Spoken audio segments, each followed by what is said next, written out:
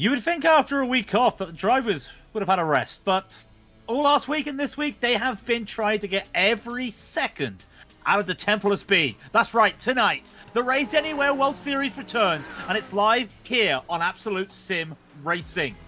Good evening, everybody. My name, as per usual, is Craig King. I hope it's still Craig King. And with me, as per usual, is Daniel Handover on the microphone and the cameras. Tonight, we visit the Autodromo Nazionale di Monza, the legendary track on the F1 scene, the F1 circuit, everything.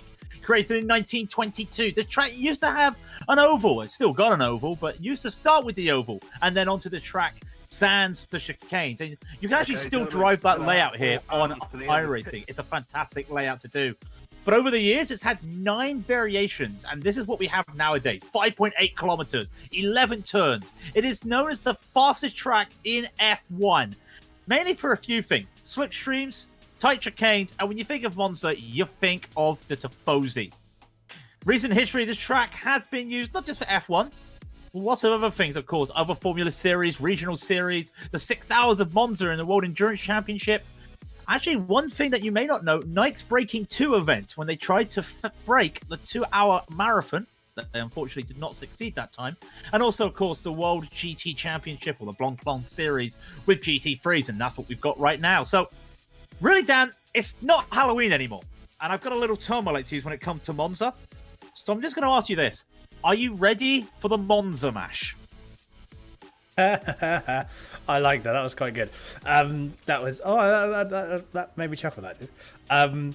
Yes, I mean, I'm certainly ready. It's good to be back. Obviously, we did indeed have a week off, and we are back into the swing of things. Good evening, everyone.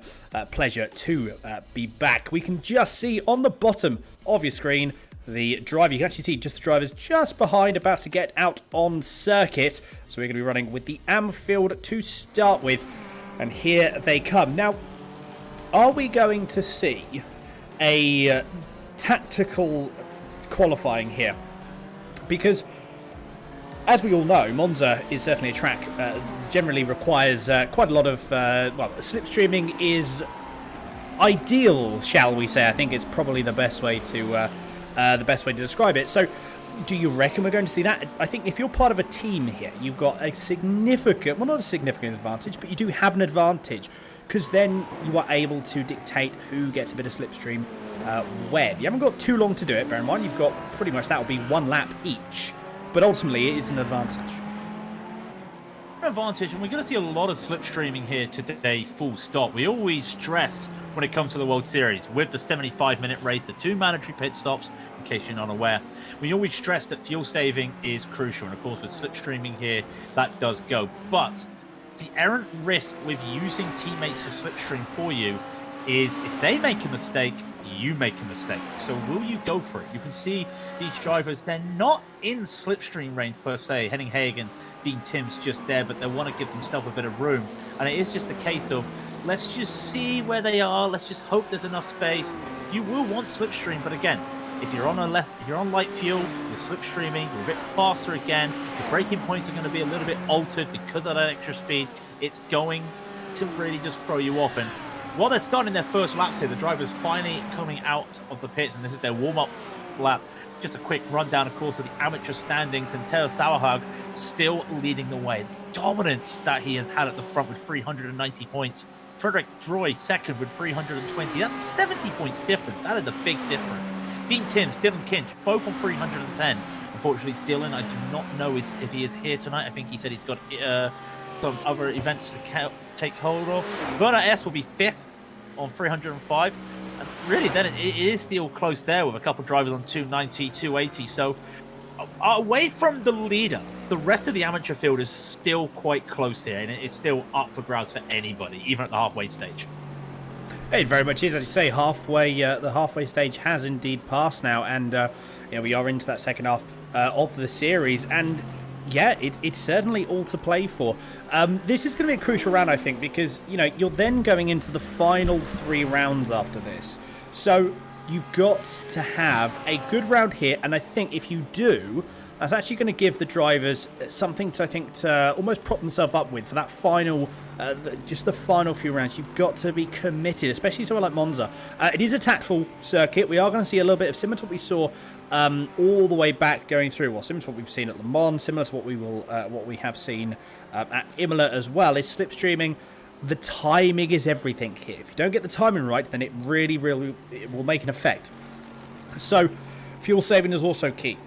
Not necessarily the first pit stop, but the second pit stop is going to make all of the difference. First lap times are starting to come in. So we've got Simon Dodd currently leading the way. Johan Assen is in P2. Inga Lapsien in P3. That is Ashraf El Haddad has gone into 6th. Magna Jonland only just behind. Edson Manguera, though, up into P4. So we've got a Ferrari at the front, then BMW, and then Porsche. Lima Hearn has actually just gone through up into P2. You're going to start to see these times now start shuffling in. Where is Reggie Tavoy going to come in? We are going to see he has got a little bit of a toe. He pulls out. Where is he going to go?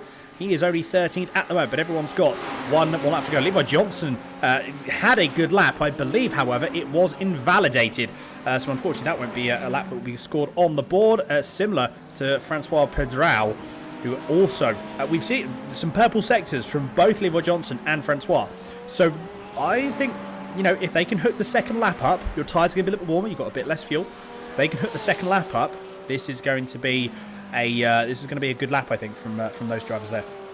Yeah, it's all about getting the right times here, and also just a key there. Henning Haig, unfortunately, he did get a good time, but he is behind Frederick Roy, as you can just see. Backed out. He thought about it and he backed out of it. That's going to cost him. Is he going to be held up here? That is the question. Magma Jonglund, though, he has not had a good start at 149, 123 in the Lambo. The Lambo just doesn't suit around here. I think a lot of it is due to the speed. We'll see a lot of the Ferraris, the BMWs, as expected.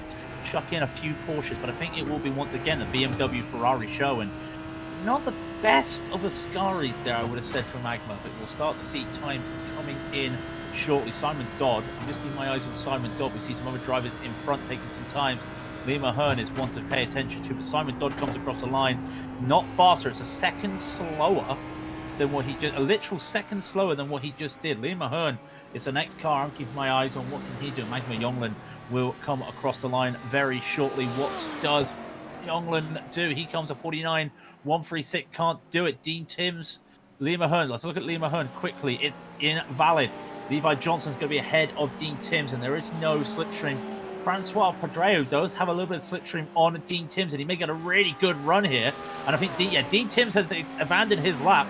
Pedrao will be the last driver to set a lap around here. It's going to be a 149.067, not very fast, 11th.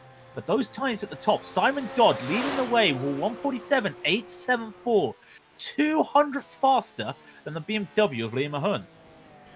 It's close, isn't it? I mean, to be fair, if you look at the top, you've got the top 10 separated by a second. Now, if you're within a second, you've got the top 11 for obviously the 1.1, Jonglund the 1.2. So realistically, that's sort of, I mean, arguably, almost the entire field, and in fact, down to, P15, Levi Johnson, currently in the AM category, arguably, you have got within a draft window. It's so close. The main thing you want to do is you want to make sure that you are able to put yourself in a position, as we see the Pro-Am field just about to go out now, as a very bright Eclipse racing car drives by there, the BMW. You've got to take into consideration that if drivers aren't battling too hard, which that may happen, that may not, we'll have to wait and see, you are probably going to have a good sort of train of cars, and that could very well extend to the top 10, maybe even the top 12. It's one of the things we saw last time the World Series came to Monza, where the winner was very fast on pace, but the winner had no battles and was just on his own most of the time due to the battles happening. And sometimes in other tracks we do see this phenomenon of just staying together, saving each other's, keeping your fuel, working together. But for a track like Monza, with how tight it is in terms of speed and the corners, you're going to see a lot more battling, I would think, just because people will want to get ahead and dictate the pace. They won't want to go slower. And also, I think we will see some +1s, +2s when it comes to the fuel stints, which will be interesting to see. Pro-Ams are out at the moment, and this battle is, again, it is close. In fact, name me a division right now that is not close. Cody Pride leads the way with 410. And the next three names are crucial. Ethan Bass, 380. Daniel Sedgley, 380. Svenny Mattison, 360. Why am I saying it's crucial? All three of them, no points at Daytona, the first lap of the race. And there's a spinner right away. That's the VRT. That's one of the VRT drivers. Did not see who that was. That is Kilber. That is Albin Kilbur there. He is P8 at the moment. As I was saying, Bass, Sedgley, Mattison, 380, 380, 360. All of them, no drop rounds because of because of what happened at Daytona. Then you've got Will Richardson, 360 as well. Joachim Code, 315. Thomas Dandridge, 290. Albin Kilber, 290. Thomas Ryder, 285. Michael Patterson, 270. They're still in with a chance for the top for a podium spot, but it's just so close with those drivers at the front, especially with that no drop round for those three drivers. Very, very true. Yeah, absolutely. Those drop rounds going to certainly take into consideration, so we have to keep an eye out for those. Chris Chatterton is going to be leading the way as it stands at the moment, going on to the first flying lap for these Pro-Am category drivers. And I'll tell you what, let's have a ride on board if we can for this first lap. It's not going to be Ethan Bass because what has happened to Ethan Bass?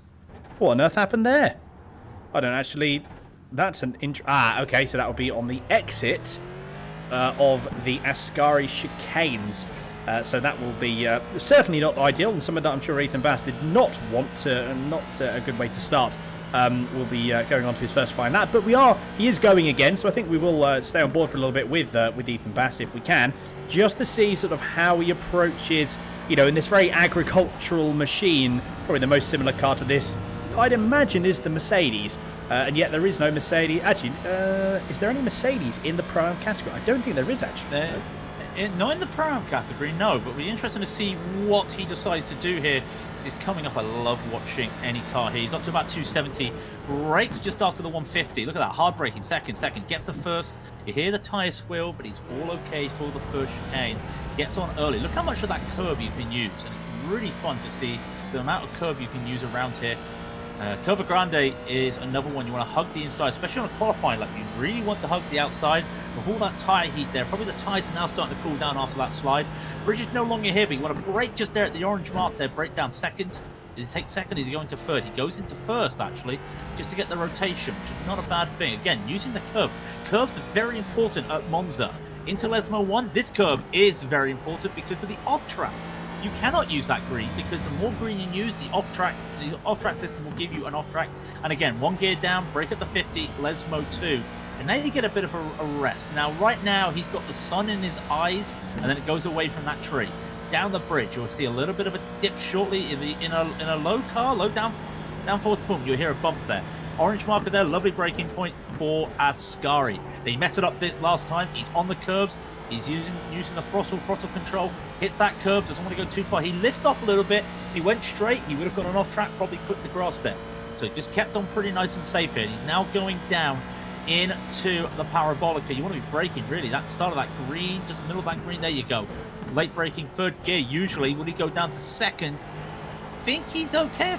No, he hasn't gone down to second. Doing okay. What is the time he is going to set is the question of a driver that already set their time with Sedgley with 47.564. Ethan Bass with a 48.151. He's got some work to do, but that is still good enough for P5 at the moment in the Pro-Ams. Certainly so, yes, P5 in the Pro-Ams, fantastic lap to watch there. Eric Benson currently sitting in P3 in the Pro-Am category and currently P3 overall in the Lamborghini, number 51 for Slow-Mo.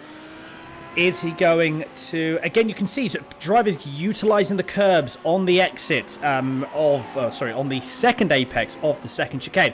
You can use it, but you have to use it in the right way. If you don't, then it's going to become a hindrance to you. So you need to make sure that you are clear in your... You've got to be confident in the actual positioning of your car when you go over that curb. Especially... as you were talking just a bit there, Craig, as well. This left-hander, this inside curb here, you can jump over the sausage curbs. You certainly can, but you have to do it in the right way. A smidge, just a fraction too much, and the car will then bottom out, and you'll end up pivoting the car around and spinning. A little bit too, not enough curb, and you'll end up just pushing wide. You'll ruin the entirety of Ascari.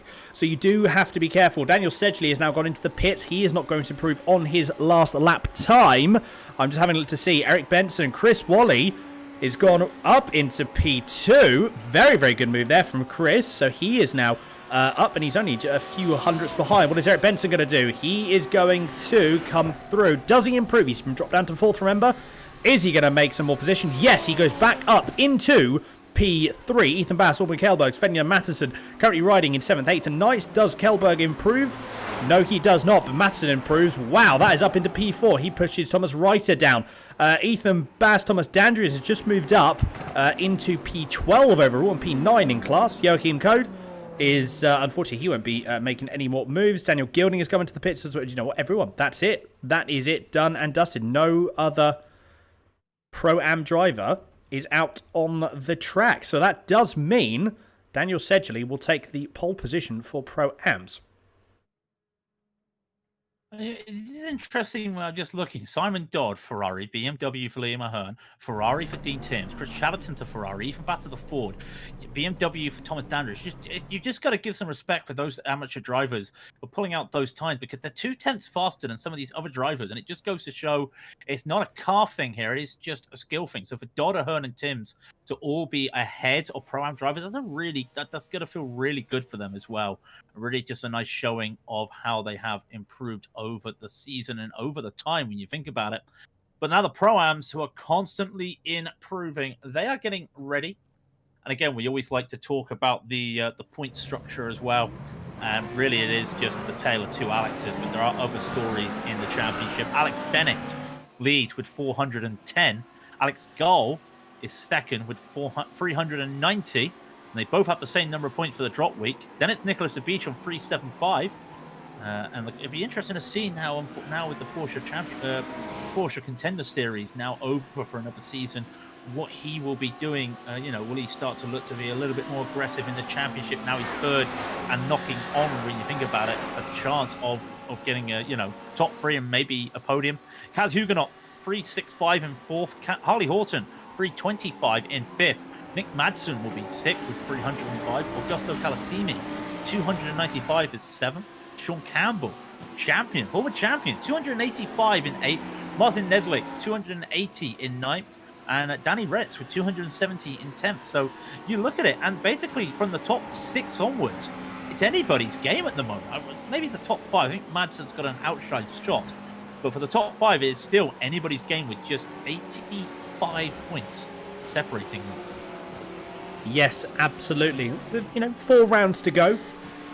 This is where these positions do start becoming crucial, because ultimately, or arguably, one wrong move here, and that's going to extend. That's just going to cascade down into the the remainder of the championship. So you do have to be crucial. You have to be precise. You have to be committed as well, and you've got to be tactful, like I was saying earlier on. And as we all know, it's not won on the first lap, but it can certainly be lost.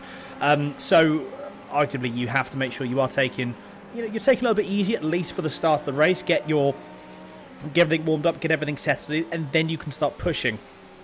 If you push too hard, it's simply, and 9 times out of 10, it will just end badly for you. So at the moment, all drivers now are coming through and going on to their first flying lap here, as we are currently now going to switch into TV cams. There you go, Mats Vertwangler in the Effect Esports orange number 5 Porsche. And his profile picture, interesting enough, is a McLaren 720S, and that looks to be maybe ACC, actually. Interesting. But there we go. Obviously, a McLaren lover as well as a Porsche lover. I tell you what, it's such a shame. I would absolutely adore if the 720S was coming to GT3s in iRacing. I'd absolutely adore it. We have seen, obviously, in the past, we're still continuing to see with the Porsche and everything. It's nice to see these new cars coming in to iRacing. It's nice to see them updating the service as we go. I'm just hoping there's some, GT3 is arguably one of the most popular series. It'd be really, really good just to get. I'd love the 720S in there, because I wouldn't drive probably anything else, I don't think. But that's by the by. Kaz Huguenot has got his teammate just in front of him, as we can see, of Alex Bennett. So Comrade Racing, both drivers are working I suppose they are working together, I suppose, in a way, aren't they? If we just have a look currently on board. So this is Kaz Huguenot. He might just be actually a little bit too far back, I think, from his teammate to gain any sort of advantage.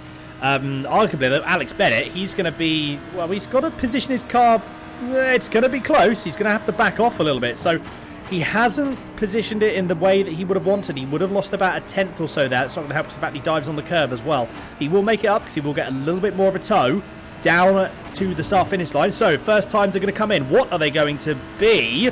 We are seeing Martin Nedgelik has just gone on pole position provisionally, but Alex Bennett goes up. He dropped a tenth probably, bear in mind, and he is still on pole position by a tenth and a half. Very, very good stuff by Alex Bennett. We've seen a few more drivers now come in. That is Augusto Cassiami. Cassiami is now the number 33 in fourth. Max Furtwängler goes through. Danny Rates has now gone through as well. We're seeing a little bit... Again, people may be out of place. We wouldn't necessarily see them in certain positions, but some drivers have toes, some drivers do not. Harley Horton doesn't look like he's had a draft all throughout this lap. Where is it going to put him? It is still going to put him in P3, though. A very impressive time indeed. And as well, a few more drivers yet to set laps yet. Alex Gall, Harry Wills, Stuart Reynolds, Nick Madsen, and Nick Labish. Speaking of Nick Labish, he didn't set either his first lap was invalidated, I would imagine. No, he actually got in late. I think he had to do a sim restart. So he got in before literally everyone was starting their first lap. So he's technically almost a lap behind everybody. This is his first lap, and it'll be crucial to see what he does. By the way, that is correct. When you see zeros at the top, that is Harley Horton with no slipstream, matching Martin Nedgelik, who was the first car out. When we say Alex Bennett's pulled to one side, he's given up here. He is not going to go for another time by the looks of it. Martin Nedgelik going really aggressive here. I want to keep my eyes though on Nick Labish. Be coming around the final corner very shortly. Here he comes, Urano Sim Sports driver in this BMW. What can he do with no toe? Remember, no toe. What does he do when he crosses the line? It's going to be a 147, I reckon. The 47.062. Wow. What a time. Now, we know Bennett's in the pits. Harley Horton's still got to do some time. Martin Nedgelik, what can he do? Nedgelik again, no toe. Can he go faster? 147, 133. He does. Not fast enough. We're going to see more drivers coming. Huguenot does not set a lap time. Alex Gall's going to be setting a lap time, though. What is Alex Gall's time going to be? He will come across the line. 47.280. Enough for P6. We're going to see more. Augusto Calasimi cannot go faster. Stuart Reynolds still cannot go faster. Now, Nick Labish is the last guy to set a time here. That's going to be crucial. Frederick Project is also out. I'm not sure if he will get any time. But it will all come down to, can Nicholas Labish find that 0.038 to get past Alex Bennett? And that would be well, first of all, with no toe, that's a fantastic time regardless. Can he find some more time?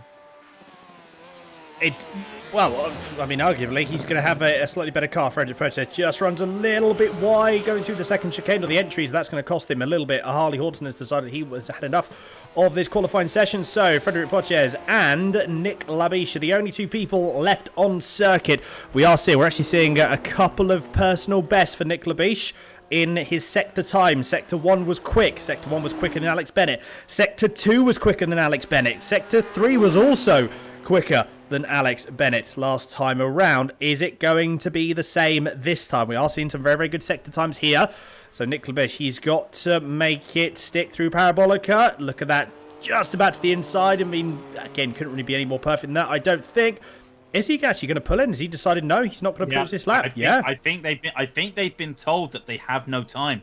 I think they've been told they have no time, and so unfortunately, whether it will be faster, we don't know. But he will be on the front row, and I think Frederick Projects will also have the same issue here. He will come across shortly, and I think he will come into the pits.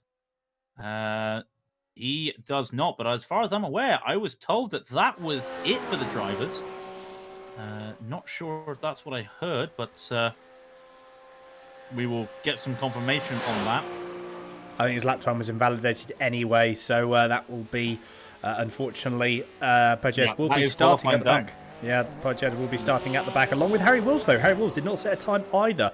He he set 2 laps, but they were both invalidated, so he was unable to set that lap. We will bring you some qualifying positions in a few moments' time. Then we will have a quick break while everything gets set up for the next for the race session itself, and then we will be jumping in for the 75-minute race here at Monza. I am very, very excited. I'm excited to see the drivers with the different tactics and the different strategies, because you may have people And we've seen this in the past. You may have drivers that think, "Do you know what, I'm just going to absolutely gun it and not save the fuel at all and try and create the gap." We may see Nick Labiche do that, to be fair, actually. Keep an eye out for what happens there. We may also see other people, like we may see other drivers as well, the complete opposite, and they'll be trying to save as much fuel as they possibly can. Very, very open, and up in the air at the moment. We simply don't know. I know what I would do, but only time will tell for what everyone else will do. What would you do? I'd save fuel. You would save the fuel. I tell you what I'd do, and mind you, it's different when you're talking about what you would do in a sprint race compared to what you would do in a 75-minute race with 2 pit stops. I would go and pit early, because I've always found, especially at Monza, tracks like Monza, Watkins Glen. I know Watkins Glen sounds really crazy in this scenario, but tracks like that where you can get caught behind people, I sometimes find for some drivers it's easier to take an undercut, get free, and just hope for a free spot in the air. And yes, you don't have slipstream, and that's a risk. No slipstream, but if you know you're fast and you're getting held up because you're having to be behind people, then if you got the clean air, undercutting, free track, keep going on, you might be able to just make those positions up. Yes, you run the risk of you're not fuel saving, but then are you going the pace that you don't need to fuel save? I mean, we saw it as well. Start of the season, Harley Horton. We all thought Daytona. Harley Horton was just going to stay back with everybody, but no, Harley went straight on. He just decided, nope, I'm not fuel saving. I'm going straight on. What happened? He won the race because of it. Those little strategies. So that could be one to look out for, especially when it comes to the final stop. We may see those early pit stops. We may see those by some people just trying to get an advantage. But we know when it comes to the start, we're going to see the top 8 all in a line when it comes to the pros. Probably the same as well for the Pro-Ams and the Ams. I will say, though, Sauerhaug did not qualify, and he's going to be at the back of the amateur field. That's one to pay attention to. The championship leader for the amateurs will have to work his way around. You can see some lovely slow-mos. Look at the Ferrari and a Lamborghini around Monza. I mean, that would make the Italians so happy to see that full stop. That's just a beautiful sight. I mean, that'd be fantastic. Can you imagine a race of just Ferraris and Lamborghinis around Monza? It'd be brilliant. Well, it'd be, they are treated that, isn't they, with the Lamborghini Super Trofeo, which I believe is still a thing. Correct me if I'm wrong, but I'm sure. It's still a thing. It is still a thing. Yes. Because isn't it like it's a GT3 car, but not a GT3 car? I think. It's their version of the Porsche Cup. Okay. Car, really. So right. it's a little bit. One of the drivers in the series, whose name has absolutely left me here at the moment. One of the drivers in the series, Milan Tikins. That's it. He is a Super Trofeo driver in that program as well. So been doing that for a while. So it's one of those things. It's you don't see it anywhere in terms of television outside of Italy or Europe. I don't know what it's like in Europe. You see it sometimes with the Ferrari Challenge. Of course, you see the Porsche. The Lamborghini do, like I said, they have their program. You just don't see it a lot, which is a bit of a shame, I feel. Yeah, no, absolutely. You're right. It's I just love motorsport, to be fair. That's just the best way to put it. Yeah, exactly. Well, we all do. We all spend enough money on it, don't we, in the virtual world. We all love it. We all do enjoy it, indeed. Results aren't actually coming through for us, unfortunately, for your qualifying. So we'll have to wait until the race start, and then we will be able to give you the grid positioning for the round round number 6. Monza is a fantastic circuit. It's something that we do enjoy commentating. I enjoy commentating on it quite a lot because it's not your standard. There's something about Monza in its way. Well, basically, there's just something about Monza that it's just a little bit different to commentate on. It seems to be quite a simple track. It seems to be quite a. I mean, if you were to look from a commentary perspective, in some instances, it might be a bit of a. It might not have quite the excitement because it's simply just straight, big braking zone, straight, big braking zone. But because of all the tactics and everything there, it just adds that little bit of extra element to it, which I really, really do enjoy. I'm telling you right now, Daniel. 2 seasons ago, finale was at Monza, and I had the honour of commentating on a free wide where one of the drivers trying to get up to the front to try and win the amateur title had to take three wide down the start finish straight to overtake both of them in braking for the first chicane. Trust me, there are moments where you just feel this is crazy, and especially when you see too wide through the chicanes. You don't think you can do it, but the respect given does happen. And again, it's a weird one because everyone loves Monza, but also everyone's apprehensive about Monza because of, what can happen the first lap.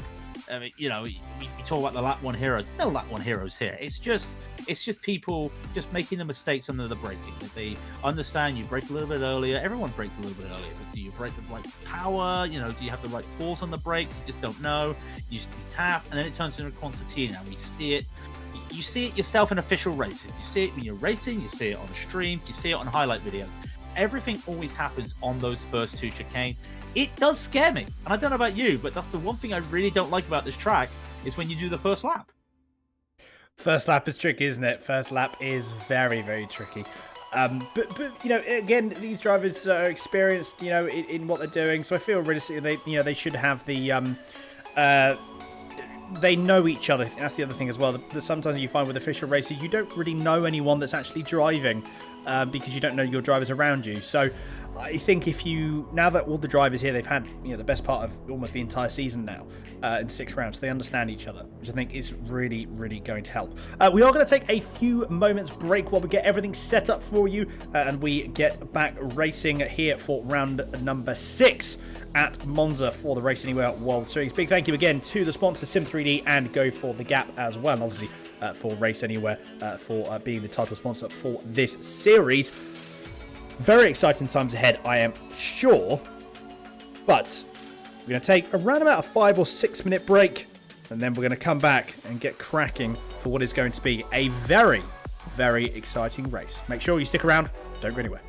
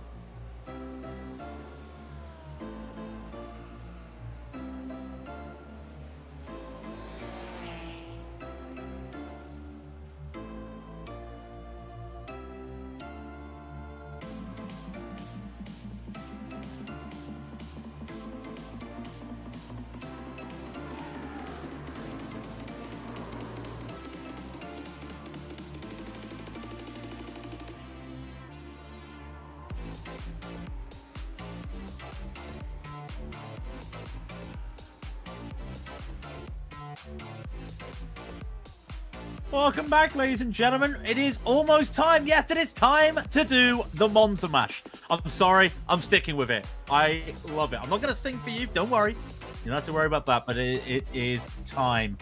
We are getting ready for 75 minutes at Monza for the Race Anywhere World Series, of course, with myself and Daniel Hanover.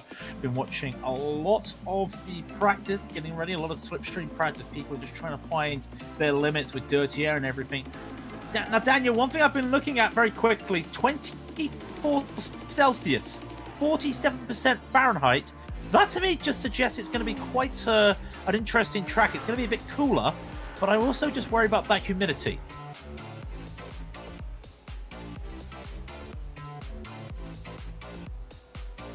We may actually find this being a little bit of a problem. You are absolutely right. I'm not 100% sure. I mean, teams would have accounted for this, I'm sure, and they will obviously be taking this into consideration. So, you know, I think realistically, we may see it have an effect. But hey, someone's had a bit of a moment. Who was that? Was that the number 9? Couldn't quite see who that was, but someone decided that they wanted to have a bit of a moment. It might have been Edson Manguera, possibly. Yeah, that was certainly an interesting thing. But here we go. We're just about to go and get up on the grid. So that will come up now. And then we will get cracking for round number 6 here at Monza. Yeah, grid is all ready. So let's just quickly go. And with the short grid, we'll just quickly run through the top ones. With Alex Bennett, of course, leading the way in the pros with Nicholas the Beach beside him. Martin Neglick will be third and Harley Horton, of course, 4th. Then we get to Kazuga in 5th. Alex Gao in 6th. Nick Madsen 7th. Augusto Calatini 8th. Mats Verglein on 9th and Stuart Reynolds 10th. We'll just see the rest of the field for the pros. We go down to the Pro-Ams. And you can see Daniel Sedgley will be leading them away with Chris Wally in P2. Eric Benson will be 3rd for the Pro-Ams. 4th will be Svenning Mateus. 5th will be Thomas Reiter. And then you'll see Will Richardson 6th and Chris Chatterton 7th. And we got the other half of the Pro-Ams just coming by. We come down to the amateurs. Simon Dodd leads them away with Lima Hearn. Then it's Dean Timms, Johan Assen, Goetski Sek, Werner S., Ingo Lapsian, and then, of course, the rest of the drivers. Key drivers to look out for. Ted Stauerhaug, leader of the amateurs, at the back of the field in 45th overall for the race. You've also got drivers like Cody Pry, championship leader as well for the Pro-Ams. He is at the back of the Pro-Ams as well. So you've got all these drivers that have a chance at the championship. They're going to have to survive. And the lights are on these cars. Lap 1 is always frightening. We have had Halloween, but we are ready for fireworks. And I think there are going to be some fireworks here today. Oh, there certainly are. As you said, you know, it's all to play for here. It is very much all to play for, but at the same time, drivers need to be careful. I wonder if Nick Labish is going to try and make an early move. I reckon he will. That's sort of my guess. He's going to be an early move going down into the first corner, down to the first chicane, and see if Nick Labiche can pull away. We know the BMW is quick in a straight line. It's nice to see the Lamborghinis. The Lamborghinis are really up there. I think Craig, you were saying that the Lamborghinis might not be there or thereabouts, but we've got Alex Bennett, we've got Harley Horton, Martin Edgley, and Cass Huguenot. Sort of Nick Labiche is a bit outnumbered here in the Lamborghinis, which has actually surprised me as well quite a little bit. I always thought the Ferrari was going to be up there, but we are going to get underway. What is going to happen? Pace car is just about to go in. Oh, it is too close to call, and something that it's very hard for us to predict. Well, here we go. Remember, there is a starting formation. They will not go right away. And, of course, the start line is at halfway up this start line here. So it all comes down to Alex Bennett. He's going to hold them. Look how bunched up everybody is right now. He has got Labiche on his right, but he's got the left. Sorry, he's got the inside here getting ready. He's going to wait, and wait some more. You can see the car in P5 there just waiting to go, and Bennett goes. And also with Bennett goes his teammate Nedlick. They're going to try and force Labiche to stay around the outside. You've got Harley Horton now going into the inside as well. This does not feel like it's going to go very well. Into the first corner. It is Bennett. Where does Labiche get? Labiche is still side by side with Martin Nedlick, but the inside still belongs to Martin Nedlick. And it looks like down into the second chicane, it will be Nedlick. We have to get onto the Pro-Ams, though. Indeed. What is the program's going to happen? Here we go. As you can see, cars darting in and out at the moment. It's going to be Daniel Sedgwick and Chris Wally, Svenja Madsen in P3 as well. There's a little bit, I thought it was going to be a bit of, there is some teammate battling already. Look at that. You can see Ethan Bass, the familiar Ford, has made up one position already on Chris Chatterton. Harley Horton's had a spin. We've just seen that as well. We're going to see if we can get a replay of that. A little bit further down the order, Cody Pride, he's made up a couple of positions already. So has Michael Patterman. Ron Hamilton is just going to be alongside. That is Thomas Dandridge. But before we now go on to that, we've got the Anfield to go.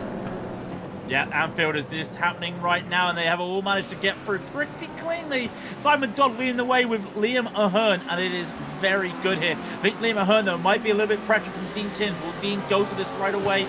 Don't think he will. I think he'll just stay in, but again, Liam Ahern goes for a defensive move, and it's staying very 2-by-2 at the single file, in the amateurs. Big crash. And a big crash somewhere. Where's the big crash somewhere? We've had a big crash elsewhere. Not sure where that is, but there is there it is. And that is Ethan Bass in the Pro-Am Ford. What has happened there? That is at Lesmo 1. And that's the 54. That is the 54 there, one of the Pro-Am drivers as well. What has happened here? So that, I'm gonna take a guess. Cold tyres, one person spun, the rest were collected. That's gonna be my guess. There may have been a little bit of nudge, but we're gonna have to see. Arguably though, it's pretty standard at the front. You got Alex Bennett still leading the way in the pro field. You got Martin Nedgelik, Nick Beast. They're your top three. Alex Galler's made up 2 positions. He's now up into P4. Cass Huguenot remains where he is, bear in mind. Augusto Cassiami is in P6 after having made a couple of positions as well. Nick Madsen is in 7th, and he sort of stayed where he is as well. So there has been some gains for some people. There has not been some gains for others, but we'll have to see what happens down into the Pro-Am field, though. Obviously, with that quite sizable crash, you've got a slightly smaller field now. Eric Benson has just got the inside. I tell you what, that was Thomas Ryder. He's wanting to have a bit of a move. So he's going to try and go around the outside. Capitalised on that very, very well indeed. And Will Richardson has to concede 2 positions in 1 lap. So he was up 2 positions. He's now back down to where he started. So arguably, some good fighting throughout the field. Saltau, he wasn't able to qualify. He is now just made up. He's already made up 7 positions. Obviously, bear in mind, there were a couple of people now not in his own class. But he now goes up past Levi Johnson. And that's another position for Saltau. He is now well on his way to, well, to be fair, he's only got 1.3 seconds up the road now. And he's going to be getting onto the back of Frederick Devoy. And the same person as well, having to do one of these fights up the field, is Cody Pry. And Cody Pry is also having to do the same thing here. But we're looking at how right now Cody Pry is in a moment and having a little bit of a battle. There we go. There is Cody Pry, and he has Tom Dandridge right beside him. There's a very big battle, but there is a massive cluster of cars in the front. Ryan Hamilton, but look at these cars in front. They're almost coming together. Svenny Massis, Real Richardson, and Albin Kilbur almost coming together here. Chris Chatterton at the back here. He's going to get a run. It's all going a little bit messy at the in the middle of the Pro-Ams here. And you could just see them there. And Chatterton wants to get around Albin Kilbur. Oh my God, Kilbur almost went into the side of him. And then behind you've got Dandridge and Cody Pry. Look at this massive train. We said there'd be some trains. And this is almost like a 7 car train at the moment in the Pro-Ams. Danny Ratz is in the pits. Meanwhile, there is that looks to be, yeah, that's Will Richardson now. Looks like he's making a move. See Cody Pry just there. Trading came sorted very shortly. Apologies. Will Richardson does not go for the move. He keeps it safe. But right behind Albert Helberg looking for a late move and defending. That is Chris Chatterton making that defense on Dandridge. And Cody Pry is going to capitalize on this from Dandridge. And Cody Pry is going to get another spot. This is all shaping up. It's a little bit tense at the moment in the Pro-Ams, and we're only on lap 3. Indeed, there we go. So there is the move. Oh, yep. So Ethan Bass just loses it on cold tyres, and there is the collection. Exactly. Yeah, that's very easy to do, unfortunately. So Ryan Hamilton was got collected in that. You know, there's just so many things going on. Something's also happened here. This is Valentin Amblard. So we're not too sure what's happened. That would have been the collection a little bit earlier on. You can see the car's quite damaged. Apologies for trading paints. It seems to be acting up a little bit. It's not 100% sure what is happening there, but hopefully we're going to bring you all of the liveries back and in all of their glory. Here we go. They are. They're back now, and that's amazing for that to happen. Thank you very much. Trading paints. Svenja Matheson and Thomas Wright are going to go side by side. I thought for a moment going into the Ascari chicanes, but they decide against it. And that was, so I believe, actually looking at that, was Svenja Madsen actually making the move on Thomas Ryder. So fair play, very, very committed there. Albin Kilber versus Will Richardson. That's going to be a bit of a battle. I wonder if they're going to be... Oh, it's a bit of a touch. Oh, my goodness. Wow. Will Richardson, I imagine you are going to need a new race suit, and so are you going to need a new race suit, Albin Kilberg. Oh, my goodness. That was an interesting race, wasn't it? There was space, and they just they wanted that same piece of tarmac, and they're doing it again. They're almost coming together here. I don't think there's side drafting here, but you can see Kilberg wants it. I don't think Kilberg's going to go for a slipstream there. A little bit of a nudge. They're all going. They're going to have a free wide into the chicane, and it's not going to pay off. And Kilberg's almost going to get 2 positions. He only gets 1, but it's very risky at the moment. Kilberg wants to get up there. He gets past Will Richardson. I don't think he wanted to stay behind there. Richardson did have a little bit of a tweak coming out of Ascari, and now he's got the run. Even though he was side by side with Ryder, he's got the run onto Ryder. Ryder goes to the inside. No, he then skips it up. Into the inside goes Kilberg. Kilberg can't get it though. He cannot get that late breaking, and Richardson almost comes into him. Everybody's jostling for positions. This is what I was thinking of. This is why I was saying earlier, if you are in a class like this with the battles, it's maybe better to get out of here and pit early. And I think right now, if I'm the likes of Chatterton and Pride, I think I'd be doing that right now. It's weird, isn't it? Because you're damned if you do, damned if you don't. You can pit early, then you won't have anyone to slipstream off of, and you won't be able to save any more fuel for pretty much the rest of the race because you'll be able to sink. But you're going to lose time if you're in this position. I mean, arguably, I probably wouldn't be battling this hard. Don't battle this hard. You may as well battle a bit later into the race. You know, the last sort of like 10, 15 minutes. That's when you can really start to actually push. I thought it was going to be side by side from Chris Chatterton and then Cody Pride then, but Cody Pride making up another position. He is 9 positions up from where he started. At the front, though, the gaps have started to come down a little bit. We are going to be sort of dicing between the battles that we have got at the moment. We actually just saw Simon Dodd and Liam Ahern. They're having a good bit of a scrap. And I believe that is now Simon Dodd. Yes, so Simon Dodd has actually made that move. He is now leading the AM field. So another very, very good performance early on from Simon Dodd. What's happened to Cody? Cody Pride's having a little bit of internet issues. I'm sure that's going to be a little bit disconcerting for all the other drivers around them, especially when they're this close. So that is Cody Pride versus Will Richardson. And Will Richardson is actually ahead at this moment in time. So we can ride on board with Chris Chatterton. He's got front row seats to what's happening here. You've got Thomas Dandridge on his outside. Thomas Dandridge wisely sort of backed out. Oh, there's a bit of contact there. You can just see Will Richardson getting pushed off a little bit. Cody Pride again bouncing in and out. That's certainly not what they're going to want. That has actually allowed Chris Chatterton to now make the move, possibly. He's going to put his car in the position to try and dive up the inside of Will Richardson. We're going to have to see how that pays off. BMW's fast in a straight line though, isn't it? Wow, it pulled about 2/10 off on Thomas Dandridge there. And Dandridge has to now settle back in and settle for P10 in class and P22 overall. We're on lap 5, right? We're on lap 5. And we're looking at this amazing battle right here. Let me just say that the top 4 in the Pro-Ams, because this is the 5th, the top 4 in the Pro-Ams are so far ahead right now. Chris Wally's in P2. He's 8 seconds ahead of these drivers. That is how much these guys have been battling right here. So if Cody Pride gets ahead, he's not going to gain a lot of time here.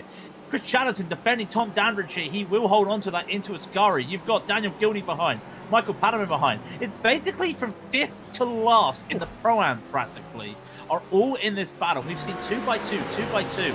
I really want to look elsewhere. And, you know, we are going to look elsewhere right here. And that is Adrat Al-Haddad just having a little battle with Henning Haig. And that is Seki right in front of them. You can just see here the Mercedes, one of the only 2 Mercedes in the field through Ascari there. Really nice clean lives from Ascari on the helicopter. We just see, can Haddad make this move? I don't think he'll have to run here, because you can see Henning Haig is going to go for defense here, going to go for the inside. If Haddad wants this, he's going to have to go to the outside. He goes to the outside. A little bit of a dart here. What can he do? Henning Haig there. He has a very nice run on the outside, but the outside here, I tell you what, Haddad's going to set himself up pretty well here. And while that's happening, yeah, I think he's going to set himself up right here.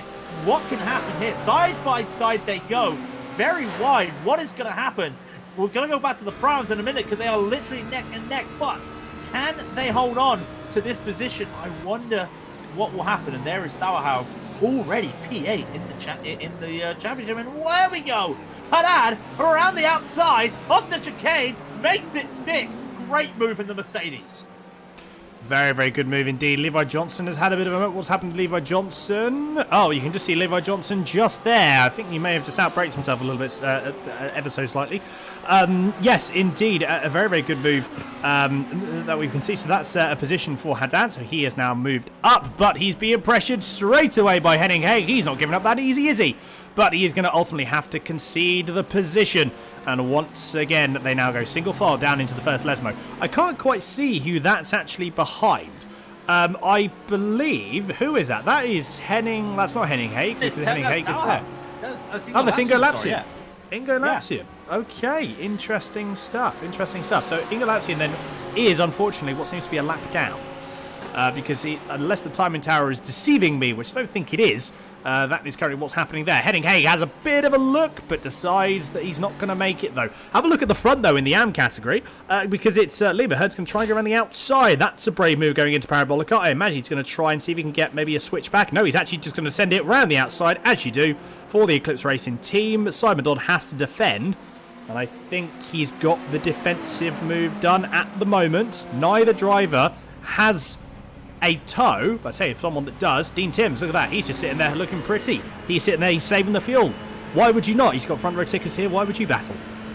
Exactly. I mean, I just want to say as well, we're going to replay in a minute. Thomas Ryder just made a fantastic move, but we're looking at this right now. Dean Timms had the position, had the view. Simon Dodd gets onto it. We'll look at the primes in a minute shortly, but there it is. Dodd is still battling and defending Liam Ahern. It is a very tough battle, especially round the curve of Grande.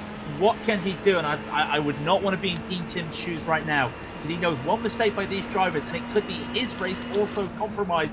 Into the inside goes Dodd. He goes for the defense. Liam Ahern is going to go, and there we go. He clipped the grass. As I was just saying, Dean Timms clipped the grass. He's on the most precarious path, and thankfully the gaps are so wide he doesn't lose a lot of time, but he loses the position, and he is unfortunately out of that slipstream battle.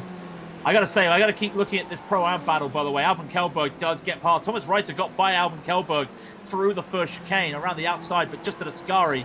Albin Kilberg has finally got that position back. Cody Pride overtook onto the start line when we talk about the Pro-Ams, and Cody Pride has now extended his lead. He's 2 seconds ahead of the pack that's been battling in the Pro-Am. So that is what's happening in the Pro-Ams. You're not missing a lot. I say that, you've missed Cody Pride completely go for the field, but this amateur battle is just as hot right now. It certainly is. Look what happened to Thomas Ryder. You said he made a good move. Let's have a quick look at that move. Where is it going to be? It was the first chicane, yeah. It was the first chicane, because Cody Pride made the move. Cody Pride made the move onto the first chicane, and he followed him through. And here's Thomas Ryder in the second chicane, just having to avoid. And right now, he is in another battle. While we look at the replay, he's still in that battle with Albin Kilberg, and he's made it around the outside. Great move, and again, Kilberg once again has been hampered the first chicane, and Ryder now goes through that VRT Ferrari. Fantastic move around the outside for Thomas Ryder. It is all happening in the Pro-Am. All of a sudden, Kilberg is the driver people want to get by, but with the slipstream, Kilberg looks like he wants to make a move. He back out of it. The pack is starting to pull away from each other. Cody Pride's already 3 seconds ahead of this pack after he took the lead of this little pack last lap. So it's all going on. I mean, I'm keeping my eyes on this while we're also looking at these fantastic amateur battles, and you're not missing much in the pros. That's all possession in the pros. But right now, I mean, where do you look? This is it's just great. But if I'm driving in these cars, I would like to check my heart rate. It's certainly going to be high, isn't it? Do you know why there's not much happening in the pros? Is because they're all saving fuel. They are all saving fuel. And do you know what? I don't think we've actually had almost any overtakes for the last sort of 5 or 6 laps. You've got Alex Bennett, Nick Labiche, and Martin Nedgelik. You just saw there. That was Hurtwanger having a little bit of an off. Tell you what, there is actually an overtake happening here. I'm going to eat my words because Frederick Putches goes up the inside of Stuart Reynolds. So that was a move done and dusted for the Delta V number 88 Porsche. A clean text removal, Stuart Reynolds. Can't really say much else about that. It's pretty much one of the only overtakes we've seen in the last 10 minutes from the pro field, and you can get an understanding of why that is the case, and what's happened there is simply because you've got Alex Bennett, Nick Labiche, Martin Nedgelik, Alex Gall, Cass Huguenot, Nick Madsen. They're all within around about sort of 3 or 4 tenths of one another. So it's close. It's very, very close between the drivers. There is nothing in it. It is simply going to be who can save the most fuel, come the last 20 minutes of the race, after the second round of pit stops, bang, it will all open up, and that's when it kicks off. Yeah, we always say the first pit stop we have seen this season. First pit stop, everything just gets thrown open. But really, the second ones today will be crucial because we're still seeing it as well in the pro-ams as well. We're just looking at this battle right here. Chris Wally that's pass for the lead. Move. And that was the pass for the lead in the pro. Like I said, we've been looking at the middle of the pro-am field, and we've just still got this amazing battle in the front of the pro-am, as well as right here. It says P7, but realistically, it is a P8. You can see Reynolds trying to make a move on the puncher. That's going to be hard around the outside. Don't think he'll be able to get this going. In fact, he does not. He sets himself up for a switchback. And you know what? He's got a really nice run to the inside here. This is really good. And that will set him up to the inside when it comes to the first chicane. Who's Burt Wangler going to give a slipstream to? Well, technically, he has to give it to Podchets because Podchets is right there. But he doesn't want to give either of them a slipstream. And the inside still belongs to Reynolds. Reynolds will look like to take this position into the braking for the first chicane. They'll go side by side. And Podchets hold on to this to the inside.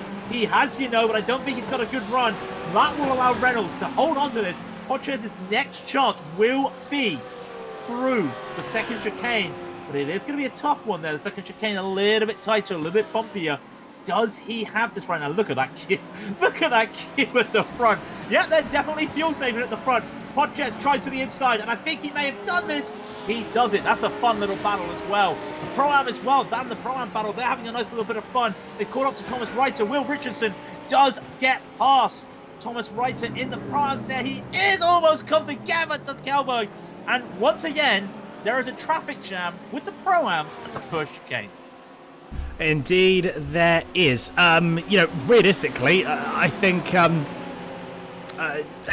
what's happening here is, again, that they're all sort of slowing each other down. That gap from Cody Bry has now extended to Cody Bry's Fenny Masson. It's now like 5-6 seconds. It's just going up and up and up. So arguably, it's while it is a fantastic battle for us to watch and commentate on, it's not a particularly good battle for the drivers actually themselves, because they will be losing time, and arguably time that they should be trying to try and lose as little as they can. Again, they may have already sort of accepted the fate and just think, well, these are the sort of positions we're going to be gunning for, so let's try and crack on. Let's sort of see what sort of positions we can get. Arguably, though, I think Kelberg, I reckon Daniel Gilding. Have a quick look for Daniel Gilding, because he's been quite quiet at the moment. Now, that's going to be something I feel that we may see him move up the field, because he's just sort of trundling along, doing his own race, and he's going to be trying to see if he can make some moves. Down at the Anfield, though, Liam Ahern and Simon Dodd, they're still going to go side by side. Again, arguably they're going to lose too much time. Johan Assen is going to be thinking, thank you very much, you two crack on. And Liam Ahern makes a move, very, very committed, through into Ascari, and he is now up into the lead. Simon Dodd, again, he didn't fight it all that much if you had a look at that. Fought it a little bit and then just conceded the position. It's the wisest thing to do, because literally exactly what's going to happen here. He's just going to get the move back again. Oh my goodness. Oh dear. Oh dearie me. What on earth happened there? Let's see if we can get a bit of a replay on that from a different camera angle. That was an interesting one. Was. I mean, Simon Dodd immediately straight on with the apology, so it looks to be like he may want to just take the blame for that. We'll wait and see. That is such a shame. Thankfully, here comes the replay. Let's see if we can get a decent view here of the replay. Simon Dodd will go to the inside. He looks like he wants to make this move. Does he make this move? Is it a bit too late here? They're side by side. Now, I wonder, has Dodd just over... Yeah, it pushes wide. Apex. Yeah, it pushes wide. Pushes a little bit too wide. Yeah, push it a little bit too wide there. And Simon right away, he knew he made the mistake. He said sorry. I think that may go for a protest. That may be a no further action. It does, to me, feel like a little bit of a racing incident. But Simon Dodd does hold his hands up there. And that is the type of driver Simon is. He knew if he made a mistake, he'd get on right away. So, fair enough. This is our first look of the pros all race since the start, really. You're not missing anything. That is indeed just a long procession of the top 7. I know that sounds bad, but that is literally what we see with the pros here. 7 drivers in a row. I mean, if you were looking for some art, just put a fixed camera every chicane and just see these guys just weave. And especially with nighttime now brewing, that's going to be a fantastic sight to watch. Oh, it certainly is, yeah. The lights have just started coming on, so the lights are actually making a difference on the circuit now, and it's only going to get darker. But yeah, like Ashley was saying, it's just it's a procession, but it's in a procession in the sort of best possible way, because we know we're going to get treated to a race certainly after after the majority of this race has gone. Stuart Reynolds has actually just passed Frederic Pochez, so we're going to have a look at that, see if we can get a replay of that. And I'll tell you what, Frederic Pochez might try and want to make the move back. Oh, that's brave, going into the first Lesmo. They're going to be side by side. Glowing break this there from the number 88 Delta V Porsche. But ultimately, Pochez does indeed. He's running with quite heavy rear brake bias. Look at that. The rear brakes are doing a lot of work through there. Let's have a look at the initial move from Stuart Reynolds. That's going through. Does he just? If he goes on the inside, I wonder if he overcooks it slightly, just going in, causes himself a little bit of pace loss. I wonder if that was the case. You may have just gone. I think a little bit overcooked it a little bit going into the chicane, which arguably just allowed Pochez to just come straight back through, which is. Again, textbook move. They're still battling. They're still gunning for one another as it stands at the moment. Are we going to see? Nope.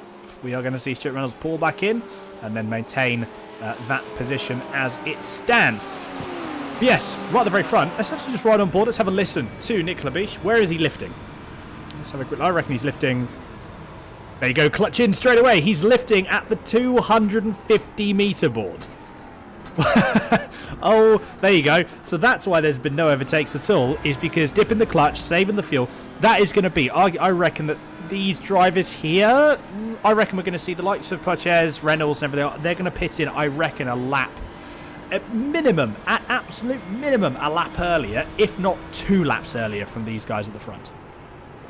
I mean, it's even crazy when you think that they're still doing 48s. Yeah. They're doing 48 flats. Yes. Let's just look at this right now. They're doing 48 flats, and you look at the amateurs, they're doing 48. Some of them are doing 48. That's a 48.7. Simon Dodd, unfortunately, I think he must have some damage because he has lost the pace a little bit here. He did a 49.3 last lap. Would not be surprised if he does another. Doesn't look like there's damage, but then comes the idea, is the steering wheel a little bit bent? You know what? The steering wheel is bent on that car. So that's going to be causing wheel drag. And with wheel drag there, that will be the reason why he's starting to lose speed. And again, it's a 49.7. He's going to have to try and manage that car. And the worst thing is, the steering wheel is pointing to the left, which means he's going to have to put more steering in to turn right. And unfortunately, a lot of these corners for him are right-handers. A couple of chicanes, second chicane and Ascari would be a second-hander there for Simon Dodd. Henny Haig has managed to recover a little bit there, and all due fairness, he's able to get back up, and I think now he is P4, but he is catching Liam Ahern in that BMW. And we don't really talk a lot about the Audis, but they're driving really well at the moment. And it just may be that Henny Haig could get a recovery drive here, but unfortunately for Simon Dodd, I think that's his race. Because if he goes and takes repairs for that damage, he'll be a lap or so down. That is steering damage, and that is about 2 minutes optional repairs. He's going to have to deal with that for the next 50 minutes, and that sounds horrible. It's painful, isn't it? It is painful. It's something that you really, really don't want. Well, Henning Haig had a bit of a look there, didn't he? Decided against it, though. Arguably, you just have to sort of live with it, I think, at the moment, which is a shame. And it is going to be costing a little bit of time, but it's not going to be costing as much time as if you were to come in and repair that damage, because that's probably around maybe 3 or 4 minutes damage if it is steering. Might be less, it might be a minute, it might be a minute and a half. We've seen other sims as well, ACC being one of them, that actually tells you the amount of damage that you've got in terms of a seconds to repair. That is not the case for iRacing. It is pot luck, much similar in the real world. You don't know how long it's going to take to repair something, which is why that it's a bit more sort of pot luck, as it were. So, yeah, again, sort of see how it goes, really. But Henny Haig and Liam Ahern, they're still battling, and they're battling aggressively. Do you know what's going to happen? That's going to happen. Getz Kosecki and Dean Timms. They're going to both starting to catch up. Sauterhaug as well. Bear in mind, Sauterhaug started last. All pretty much, as far as I'm aware. Stone dead last. He is now up into P7 overall, and as it goes, there I reckon, come the end of the race, Sauterhaug is going to be certainly within a position. It's about 3 seconds back at the moment. And at the rate that Haig, Liam Ahern, and ultimately Kosecki and Timms will be battling in not the too distant future, I reckon that Sauter's got a chance here to at least be on the tail end of this battle for a podium. I reckon he's got a chance at the podium full stop. Just by looking at his pace, he's not been held up. He's managed to get through traffic pretty quickly. And now's the time where he's starting to just play it safe. So he has used a little bit more fuel, just because he's been battling.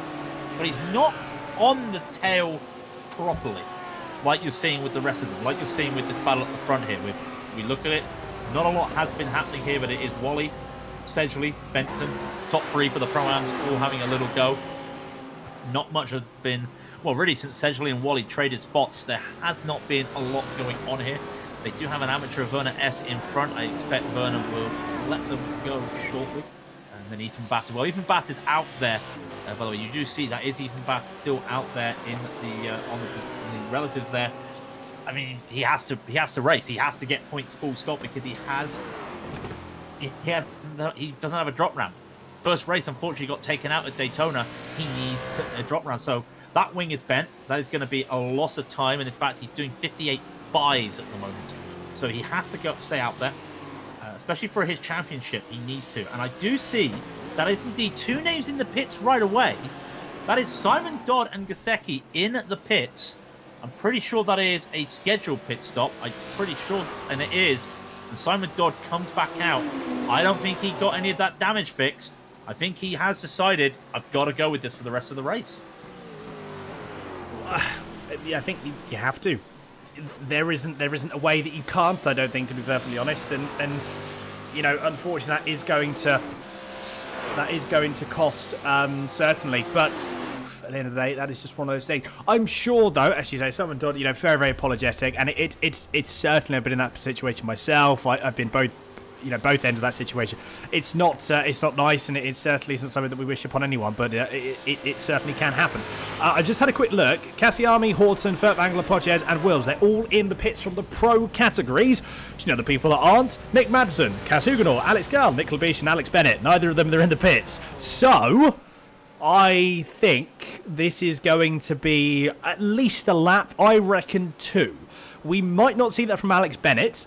And if we don't, well, I'm going to see 2 things. Nick Labiche is either going to follow Alex Bennett in, and they're going to still pull away, and they're basically just going to, Nick Labiche is going to sit behind him, save even more fuel, and then come the second pit stop, he's just going to pull 3 or 4 seconds on him because he's not going to be able to he's going to have to put about 3 litres of fuel in. Then we might, or what's going to happen is Alex Bennett's going to have to pit, and then we're going to see Nick Labiche, Gall, Huguenot, and everyone will sail through. Because Bennett, for this entirety of the race, okay, he has not been able to save nowhere near as much fuel as everyone behind him has. Oh, mistake from Labiche! Mistake from Labiche! He hit the curbs! He hit the sausage curbs, and he's had to give up. Look at the time he's lost there just by giving up. In fact, he's gone behind Simon Dodd, the lap car, but very wise. He got on the brakes. He realised where he was. He just hit the brakes and got on the outside of Ascari to make sure that he did not hold anybody up. He knew the strategy. He knew what people were doing. I mean, he has saved fuel. He's going to be fine. What can he do? There are cars coming to the pits, though. 3 cars into the pits. Madsen, Huguenot, Bennett. I think you called that, did you not? Well done there. Great call. Alex Gall stays out. So does Nicholas Labiche. I think the only other pro driver yet to pit is Stuart Reynolds, and I think he's coming in now. So, yeah, Labiche and Gall are the last 2 pro drivers yet to pit. And I think we're seeing a similar thing in the Pro-Ams. Daniel Sedgley yet to pit. I think everybody else in the Pro-Ams, has indeed pitted. Yeah, so, you know, the first round of pit stops are coming together. Simon Dodd is still, obviously, he's still running in P2. He's got a little bit of a gap on Liam Mahern. Johan Hassan is around about 3.7 seconds up the road. Arguably, we're now going to see some of the gaps start to extend here.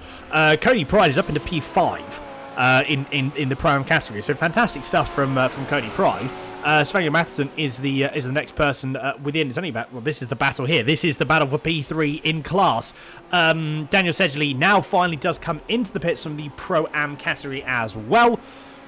So we are now going to see, where is Labiche and Gall going to come in? Have they done another lap you know what? I think no, sorry, they haven't done another lap. Ignore me. Alex Gal is still 2.8 seconds up the road.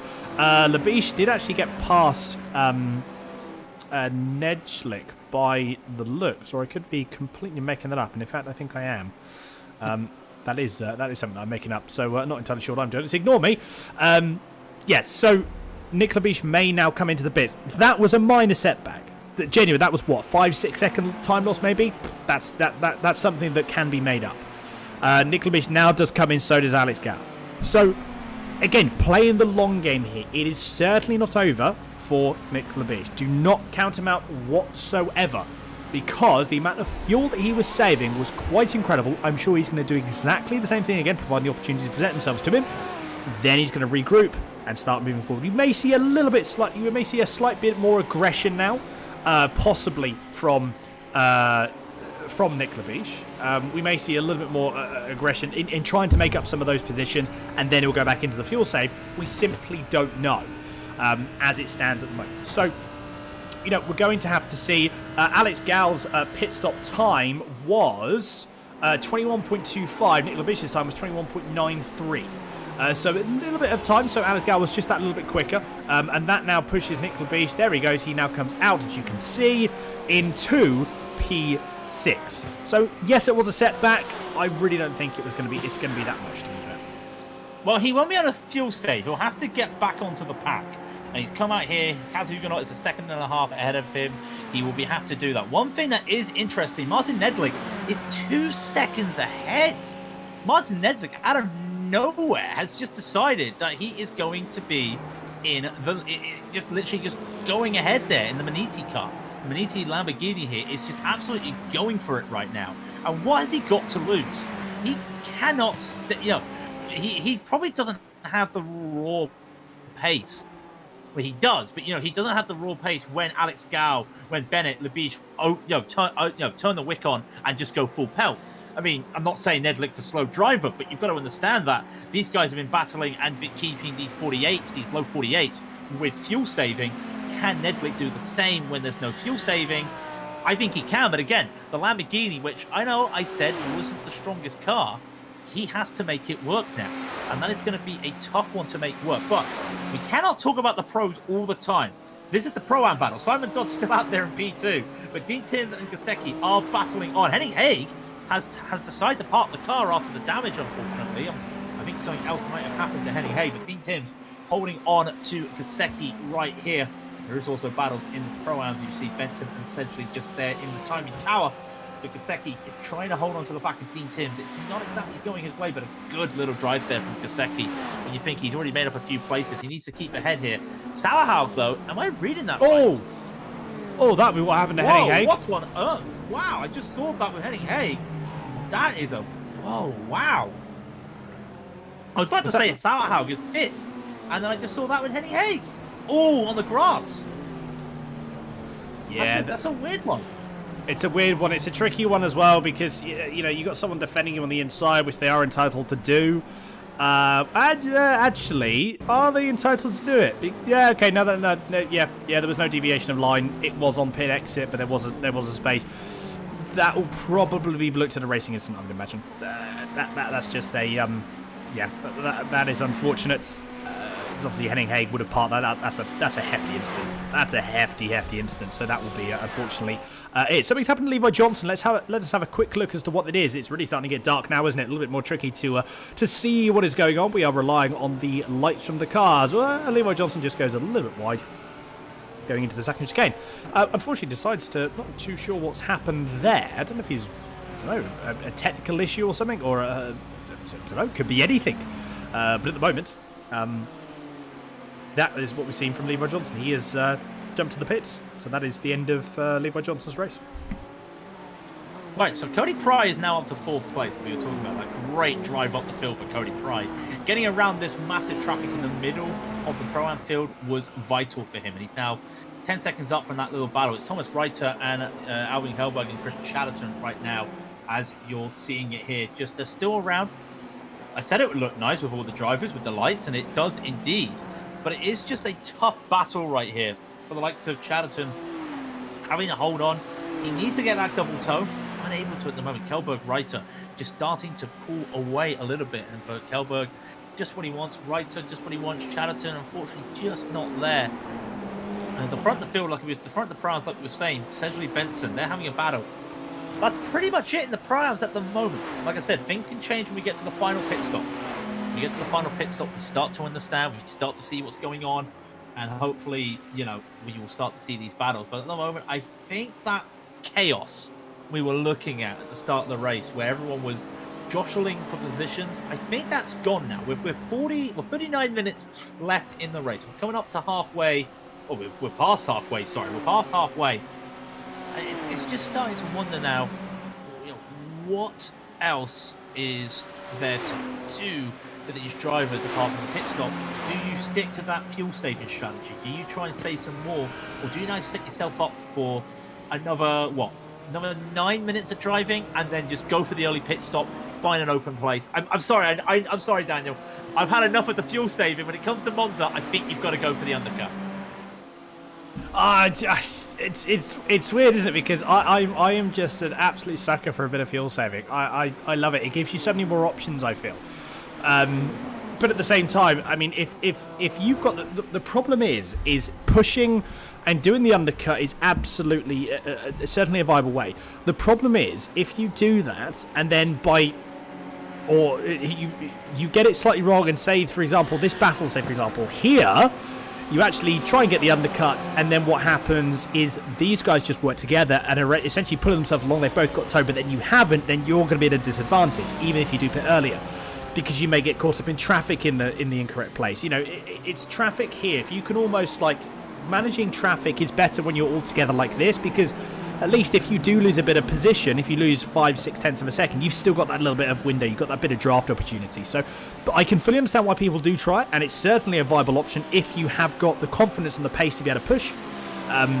It is just, for me, there's just a bit too many, it's too many variables that are out of my control, I think. And that's why I like just being in that sort of situation, just following everyone, stretching the fuel as much as it will go. Especially in a track here, you got with these cars, you've got a 60-litre capacity on the fuel. So you haven't got a lot of fuel, to be fair. You haven't got a lot of opportunity. You haven't got a big fuel tank. So yeah, it's nice to see these different opportunities, and it's nice to see these different strategies. Which is, again, it's why I personally love a track like Monza, because there's just simply so many things that can happen. And there's so many different options that you can choose from. It's quite a nice. It's certainly a very, very interesting track to commentate on. So, the racing has been certainly there or thereabouts. It's not been the most in terms of, the racing hasn't been as full on, but arguably it's as exciting, because we simply don't really know what's going to happen yet. It's a choose your own adventure. I mean, most tracks are choose your own adventure, but especially for a track like this where there are so many different variables. And of course, we could say the same for Le Mans, say the same for Spa, Daytona, but really, when you think about almost a close one there, and that is Magby Yongan. He's been staying there for quite a while. Did seem to have a moment earlier. Yeah, he had the moment when the leaders came by. Yeah, it's just so many different variables here at Monza, which allows you to do that just because of the heavy braking compared to those braking zones that you get at Daytona. And as well, when you think about it, every corner, there is an opportunity at every corner for an overtake at Monza. I don't think you can say that about other tracks, let's be brutally honest. Porsche curves, no. Ford chicane, no. You get the idea. At Monza, every corner had the chance for an overtake. We're just not seeing it at the moment, especially here in the amateur. This is the closest battle in the amateur. Frederick Troy trying to get onto the back of Pedral. It's not exactly going at the moment, and they have to be careful, because I think the leaders are catching them shortly. The overall lead of the field is catching them. That battle at the front, by the way, is now 2.5 seconds. Martin Edlick has just gone. So I'm going to have to eat my words if he does hold on to this. We shall wait and see. But Ethan Bass is with these drivers. Remember, he does have damage. He doesn't have the top speed because of that broken wing. He may let them go, and he may just go to find another day. No, he just pulls right in front there. Holds onto the racing line. That could be a little bit risky. He goes onto the floor. This is going to be risky. Don't go! Ethan Bass sacrifices himself. He kicks it out of the wall. Excuse me? I thought that was going for either a car or a wall right there. That's I wouldn't want to be in the cockpit for that. I think he needs another change of race suits. Let's have a quick look again at this. Let's just have a quick look again. So it gets a little bit of a nudge there, manages to continue to go through, and I mean, you can't. Yeah. A very, very good save there from Ethan Vass. That camera angle certainly shows it. So yeah, fair play. That's a round of applause there for you for Ethan Vass. I'm sure that's not really exactly going to be, I doubt that Vass is going to be thinking about it in that way. To be perfectly honest, I can imagine. That it's just going to be frustrating, no end. But tends to be when it goes from bad, it tends to go to worse as well a lot of the time. That seems to be the general. Yeah, it's a shame. It's a shame, but ultimately, it is what it is. Having a look, a bit further up and down the thread, we're now coming into the Pro-Ams. This is Albin Kilbur racing with Thomas Ryder. He's Chris Chatterton back. So this is a battle for P3. This is a three-way battle for P7 in class, P18 overall. This is one of the only battles. The other battle that we have in the Pro-Am field is Eric Benson, and that, I believe, is Chris Wally, if we would have them. No, it's actually Daniel Sedgley. So this is the battle for P2. Daniel Sedgley is about 6/10 behind. And then one of the battles that we have got in Pro-Am, Francois Prodral and Frederick Devoy are both having a good battle. They go through the Ascari chicane this time around. Everyone being a little more cautious over the curbs. I would imagine that this is certainly the case. We are seeing a little bit. We are just seeing something now in regards to the. I suppose, especially now, we are starting to see this a little bit. People avoiding the curb a little bit less. I think because the tyres are now just they're starting to get on that end of being just eaten up a little bit. It's going to be costing. It's not going to be costing so much, but it's just going to be a bit of a comfort for the drivers to maybe take it a bit easier over that curb. I'll tell you what, they look at their mirror right now, they may see a nice dot of white, and that's the white lights of the pro drivers. Just going to see if there can be any moves they had. Does go by Frederick Troy there. They're just playing it safe at the moment. You can just see they're continuing to battle. But look at that, just in the background. Yes, that's even back, but behind him are the pros in that front field.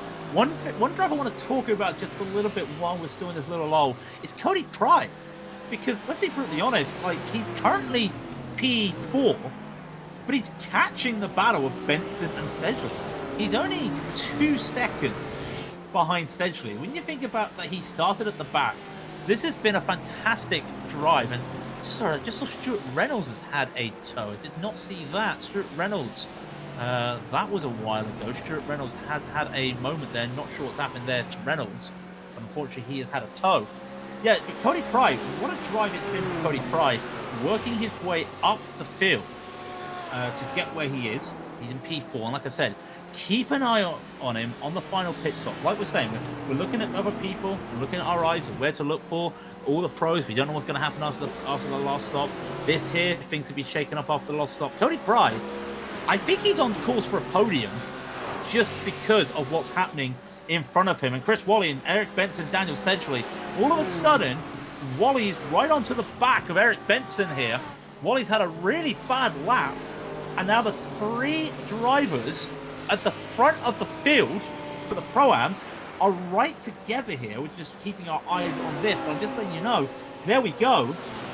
All of a sudden, I think there's been a moment for Chris Wally, because all of a sudden, look at this, all 3 drivers in the Pro-Am podium, they're together. All of a sudden, the BMW, the Lamborghini, another BMW, gonna be quite interesting. I don't know what's happened to Chris Wally there, but he lost a second just that lap, just by something that must have happened. Yeah, we're gonna see if we can get a quick replay on that. Let's have a quick look here. So this is actually Stuart Reynolds. This is a completely different replay, but arguably a replay nonetheless. What happens to Reynolds? Does he get on the grass? Oh, there we go. Okay. Not too sure what happened there, to be fair. Yeah, I'm not 100% sure, because nothing has actually come up. Interestingly enough, normally what happens is we'll get something that will pop up and it will tell us if anything has happened. But as it stands, nothing has actually happened according to what we're looking at here. What we may find is that could have been actually just a slowdown or something similar that may be the software that we use for broadcasting hasn't actually picked up on it, so that could very well be why. But arguably, this is going to be the battle, and this is going to be a possible move going down for the lead in the prime category. Chris Wally, Eric Benson. Is Benson going to make it up the inside of the second chicane? No, he does not. So he has to now settle back in to P2. Daniel Sedgley, though, he's just sort of biding his time. He's just sitting there, letting it all happen. And you can see their front row seats. He's just going to, again, probably just sit behind, let everything just sort of like sort itself out. Cody Pride is really starting to push forward as well. So, I mean, Cody Pride's in with a chance of possibly winning here as well. You know, we've got 4 drivers in the top 4, arguably, are certainly within a chance of winning. Well, pit window is now open. There are 29 minutes left in the race. Anybody wants to do the danger strat, the strat that I would definitely be doing and taking the risk, now's the time. But right now, Cody Pride, out of nowhere, is now on the back of the lead train of the Pro-Ams, which is, that to me still is quite mind-boggling when you think that 50 minutes ago, he was at the back of the Pro-Ams having to work his way, and he got a bit lucky with a couple of car collision. He had to work his way through. He had to go through that massive group that was just really well, it was a heart attack waiting to happen, but he managed to get through, and all of a sudden there he is. He's there, right on the back with Switcher and Daniel Sedgley. He doesn't have that double toe yet, but you just wait. If there's going to be any issues here, he will go on, and of course he still has a little bit of networking issue there, as you can just see a little bit of blinking, but nothing's happening yet in this Pro-Am field. But for Chris Wally, all that lead he's got, he's had to now come and get it again. And someone that has had a lead and has managed to make it work, like I said, Martin Nedlick, look at that, 4 seconds ahead in the pro field. I mean, that's a fantastic story there, because he took that lead from the first pit stop, and while everyone's fuel saving, I think he's discovered that with 4 seconds left, he's just going to take that on. He's going to just go for the risk, probably pit right when the fuel tank's low. He's not going to fuel save, but 4 seconds ahead of the rest of the field, it looks almost like the lead, the victory for the pros is settled, knock on wood, with Martin Nedlick at the moment. But here in the Pro-Ams, we still have no idea. And it's the same, really, when it comes to the amateurs. We know Johan Assen is in the lead. Who's going to take the last 2 spots? Simon Dodd, Dean Timms, which of them's going to get it? And when you think about it, their teammates, they're not going to be too many serious battles between those two. So it's all happening everywhere at the moment. Like I said, there's 27 minutes left. Pit window now open. We've got to look everywhere. But you cannot predict anything right now. You certainly can't. No, this is very, very true indeed. You cannot predict anything. And arguably, though, why would you want to?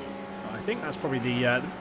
We don't want to predict anything. We'd like a bit of mystery, don't we? We like a bit of not knowing. We're going to know around about the end. Obviously, as soon as the second pit stops have done, if they've been completed, we're going to know realistically what's going to happen, or at least we're going to have a much better understanding of what's going to happen. So the battle going on here. Oh, hello. This is a battle for the race lead again. So Benson trying to get the inside of Wally once again. He's going to have the outside for turn 1, but the inside for turn 2. Look at that textbook move. Very, very good indeed. Chris Wally, did he defend that? No, he did not. Should he have defended that? Probably not as well. So he did the right thing. He let it happen, let it go by, and move on. You can always get the position back, but if you lose too much time, you're going to end up putting yourself in a worse position because of it. Cody Pride has actually just got up the inside of Daniel Sedgley, so let's just have a look at this. This is coming through now down. This is obviously just a bit further back. Let's just focus our attention on this. So again, textbook, we know the Porsche is good on the brakes, and that certainly proved it there. Daniel Sedgley, Cody Pride making that move. So he is now up into P3. Very, very good drive indeed. Albin Kilber versus Thomas Ryder. This is a battle that is once again still going on, although Kilber had a little bit of a... He was about about a tenth behind, and he's now about 6/10 behind. So he has dropped a little bit of time, maybe went just a fraction too deep into the second chicane, so that has certainly cost him. And then down to the Am field, Johan Assen is still very much leading the way by 6 seconds on Simon Dodd. He's not leading by 6 seconds, he's only leading by 2.7 seconds. Apologies. So that is the gap. It's ebbing and flowing, but we're talking tenths between the two here. We're not talking that much as it stands at the moment. Arguably, actually, saying that, he has started to come down. So Simon Dodd has found a little bit of pace at the moment. He's now trying to work his way back through. Dean Timms has also found a bit of pace, and he's actually being pulled along by Simon Dorr, by his teammates. So I wonder, is this going to be actually, is this again going to be a three-way battle for the race league come the end of the race in the AM category? Well, the Pro-Am's just got very interesting. Cody Pride got past Chris Wally out of Ascari there, and all of a sudden the little top three all together, and Cody Pride defends his position there. That was pretty scary there. Wally tried to go around the outside, could not. He had the run, but Cody said, I want the inside. You're going to see this right here. The inside is there for Pride. You've got the leader there of Eric Benson. He doesn't care who goes what there, but he does cause a little bit of an issue there. It does allow Pride to just get that advantage. And now, out of nowhere, Cody Pride, P2 in the Pro-Ams. Like I said, he started at the back of the field. Fantastic drive here from Cody, and he's not finished. He's not finished. He wants to win. The pit stops will be happening in the next 10 minutes. So give it about 4 laps, I reckon, and we'll start to see the pits starting. But he now wants this. He's starting to pull away. You can see Daniel Sedgley is trying to catch on. He is unable to. But Cody Pride, what a drive it is. Half a second away from Eric Benson. Doesn't need to go too aggressive. Runs over those sausages. He can probably hear that there, feel it. And what a run. What a run from Cody Pride. And he's going to go side by side with Eric Benson. Now, this is just what he did with Chris Wally before. But this time there is going to be a defense, is there? Benson may just tuck in here. There is a little bit of overlap. No, he does not. And all of a sudden, Cody Pride, out of nowhere, has the lead. And I mean out of nowhere because, 4 laps ago, he was 3 seconds behind the lead pack. There goes Chris Wally into the pit. He's going to try the undercut. Somebody finally listened to me with the undercut. Cody Pride, Eric Benson, they're going to go side by side here. There's 23 minutes left in the race. They're lap 29. Does Benson retake the lead? He brakes at the same time as Cody Pride, and Cody's going to keep the lead. Nobody wants this lead right now. I think Benson might start thinking about fuel saving, but that early pit stop there, that is going to change everything. It certainly is. Yeah, we're going to have to see how that pans out. I mean, we've only got probably another 2 or 3 laps, maybe, of these drivers having a bit of a... before they all come into the pits. Cody Pride now slots back in after having going over for an early defensive move to cover off Benson. A little bit further up the field, we've got Purchase and Vangler going to go through a scourge again, side by side. Oh, that's going to be close. They're still side by side, but I think Purchase has to give the move back. Yes, so Vangler, very, very good move through the Escarage chicane. Fair play indeed. That was committed. Well done to Purchase, though, actually, for giving the space. Didn't need to, he gave probably about as much space as was needed, and that was pretty much it. Martin Nedelik, you can see from the pit, from the lead overall, and from the lead of the pro field, now comes into the pit lane. So he has now come in, Martin Nedelik, and he is going to be, Nick Madsen, Bennett, Gal, Labiche, Huguenot, Cassiami, Vangler, they have all gone 1 more lap. So that gap was around about 4.5 seconds. It's going to probably be around 3.5 seconds now, I reckon, when everyone comes out of the pit. It's not going to be too much of a difference, but it's going to be a difference. It's going to be very interesting because also, look, the beach is not exactly there. Huguenot's not exactly there. They're just away from this slipstream here. And we're just going to look at a quick replay. This is Kaz Huguenot there side by side with Nick Labiche. And that might be the reason. They're going to go side by side, and it is the move. And Nicholas Labiche does decide to just slot into the back. He lost some time. We'll have to wait and see. By the way, Martin Nedlick has come out in probably the best spot if your name is Cody Pride. Because Martin Nedlick has just split the Pro-Am field. The lead Pro-Ams have been split by what was the lead Pro driver. Now that, you see, like I said, if your name's Cody Pride, you're going to like this. If your name's Martin Nedlick, Daniel Sedgley, Eric Benson, I don't think so. I don't think this is where Martin wants to be right now.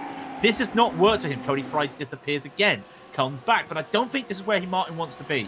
He wanted clean space. I wouldn't say he's getting held up, but at the same time, he is kind of getting held up right here. Do the leaders come around? Well, here we go. That is Gasecki going to the pit, so no. Madsen, no. Bennett, no. Gall, no. Labiche, no. Huguenot, no. So nobody goes in. That's +1. That is +1. And Nicholas Lebeach has started to make a move on Kaz Huguenot. There is a lap car in front, but Lebeach is going to get there before any of that drama. He will get that position back on Huguenot. That is Haddad in front of them. Haddad might just pull to one side. He does indeed. That's good driving from Haddad. But yeah, Lebeach is there. +2. That might also help. That might help Martin Nedlick right now. I'm just saying. And in comes Cody Pride.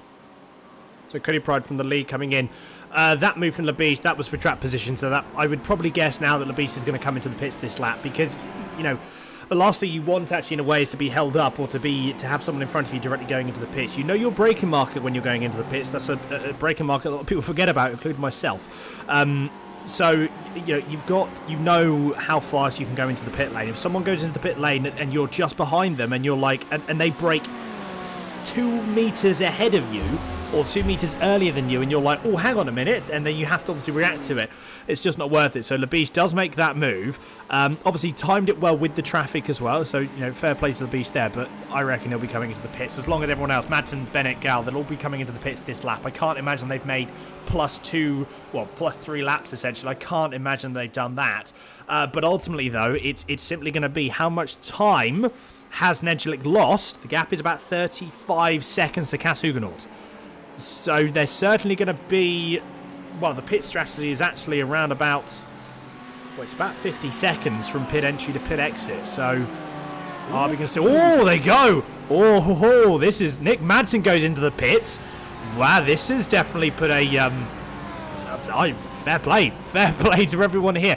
So 2 additional laps... And it will be essentially coming on to the 3rd additional lap when they do all now come into the pits. They may do another one. I highly doubt it. Nick Lebeach goes a little bit wide just because of obviously avoiding the car that was on the inside. Couldn't quite see who that was pitting. That was a Porsche of some description. Might have been Johan Assen. That's Furtwanger. No, it's Furtwanger. Oh, was it Furtwanger? Yeah, it's Furtwanger coming out of the pits there. But Madsen does go into the pits. Now, this is crucial. Madsen now comes out of the pits. And I want to see where he is. Where's Martin Nedlick? This is actually an idea here. So he comes out, he's getting up to the full speed, but Nedlick's already there. 1 second. And there goes Martin Nedlick. He goes by. Also, Daniel Sedgley has also stayed out. But for Martin Nedlick, look at this. He's no longer had a 4-second lead over Nick Madsen. And Nick Madsen wasn't at the front of this pack. He was second at the pack. So what does that say for the likes of Alex Gal and Nicholas Lebeach? This all of a sudden gets very interesting. Pit stop battles. I love them. I love them. We certainly do indeed, don't we? This is very, very true. Gesicki has made a move on Haddad. Let's have a quick look at that. This is coming through. This will be actually coming into the pits. There is that you can just see coming on pit exit there. So that'd be why. So that was position sort of gained coming to pit. Nothing really to report there. But Simon Dodd and Sauterhaug. So this is the battle for P3. It's still raging on. Sauterhaug is trying to make up that move. Thomas Ryder. Oh, Thomas Ryder's had a bit of a moment as we just saw coming into Ascari. Let us just back that up a little bit and have a look. What happened here with Ryder? Let's just run aboard. Is it a bit too much curb on the inside? Yep. A little bit too much curb. I think the car was actually... Ooh, it was in a tyre barrier, not the end of the world. I think there looked to be a bit of rotation already, to be perfectly honest. So that would be why. Nick Lebeach and Alex Gal have gone another lap. I was keeping silent. I was keeping silent. I was getting ready. I could not believe it myself. Huguenot goes into the pits. He goes into the pits. Bennett goes into the pits. Again, I want to see where they come out in terms of Madsen and Nedlick. And you know what? It's going to be the same situation. Bennett's going to be the first one out. He comes out of the box now. He's out of the cones. He is driving on 2 seconds. 1 second. It looks like he may get this. Nedlick's going to be side by side. He's going to go for the move. He's had to be defensive. And he gets ahead. Yes, he does. He gets ahead. All of a sudden, Martin Nedlick, I don't even know if he's the de facto leader. Like, Lebeach and Carl have gone on for so long. Also, when we talk about pits, Daniel Sedgley has just come into the pits. This is the Pro-Am battle. Because where's Cody Pry? Cody Pry actually may lose the lead here. This is going to be close. He may just get it. 5 seconds as Daniel Sedgley comes out the pit. I think Cody Pry will keep hold of the pros. No, he's not. He's not. Daniel Sedgley is going to take the lead of the pros. We have got 15 minutes left. This is all to play for. Alex Gal, Nicholas the Beach, could you please come into the pits now, please? Yeah, I'd be able to. If they want to stay out, they can crack on. They probably won't get very far after a certain point. Arguably, there we go. Alex Gal, Nicholas Beach. You see their bottom, top left. They are now in the pit. Arguably, though, Cody Price, he's 1.4 seconds. He's just, I mean, we're talking maybe just out. But if he can capitalise on essentially with colder tyres, Cody Pride may bring that gap down a little bit. It's already come down. You can see 1.2 seconds. This is exactly what he needs. If it can come down to 1.1, 1.2, that's going to be what you need. Nick Labiche, where does he stop? There is Nick Labiche. He has stopped now. All importantly, where is Nedelik? Coming around Parabolica. There can't be much time that is going to be from Gal and Nedelik. Gal was 13 seconds, and it's going to be 13 seconds, a little bit more for Nick Labiche because he had to use a bit more fuel. That's 18 seconds, 19 seconds, 20 seconds for the pit stop. What's happened to Nick Labiche? Oh, what has happened? Nick Labiche has dropped down. Why has he dropped down? Did he get a stop and go for speeding in the pit lane? He's sitting there for what seems like an eternity. He still hasn't gone yet. Nick Labiche, I wonder if he got a penalty for speeding in the pit lane or something. He looked very fast. I'm just about to give the information for you. The pit speed is 64 kilometers an hour. He crossed the line. Oh my word. He's way too fast. Way too fast. He was at 80 and he still held. That is a huge issue there for Nedelik. But Alex Gal is now in the lead with, oh, come on, boys. Can we get you to a room? Once again, it is Bennett and Gal battling, but it is Alex Gal in the lead of Alex Bennett. Martin Nedelik's right behind them with Nick Madsen. We look at the Pro-Ams, and Daniel Sedgley is right there. Nicholas the Beach comes out behind Daniel Sedgley. That is P8 for the Urano Sinsports driver. But at the same time, well, this helps Cody Pry. What, you say? Well, it does, because now he's got someone to get a toe to. Cody Pry has got a chance at this race with 13 minutes left. Does the Beach go for this? He does not. So that's more slipstream for Cody Pry. All of a sudden, all three classes have gotten interesting. I know that the amateurs, Johan Assen at the moment, knock on wood, has a 3-second lead, but there are other battles going on in that field with Simon Dodd and Sauerhaug. Sauerhaug is also working on this as well. Sauerhaug is about to make a move on Simon Dodd. You can see Sauerhaug right there on the right. They're close together, but I think that steering damage might be enough there. And Sauerhaug himself from the back of the field looks to go onto the podium. This is going to be good defense from Simon Dodd to the outside, to the inside. I'll tell you what, that's a good defense there. Great defense from Simon Dodd with a broken car. Absolutely, with a broken car, and Simon Dodd still managing to push on exactly what he wants. That's very, very good stuff indeed. It's certainly something that he's not going to be complaining about, I would imagine. Saldo isn't actually pulling on him either, so the Ferrari is quick in a straight line. Seems to be a little bit quicker than Saldo in the Lamborghini. So, yeah, I mean, if Simon Dodd can continue with this, this will be absolutely perfect. What has happened, I'm not entirely sure, but something's happened with Martin Nedelik. Martin Nedelik has dropped. He has dropped a couple of positions. What has happened? Oh, hello.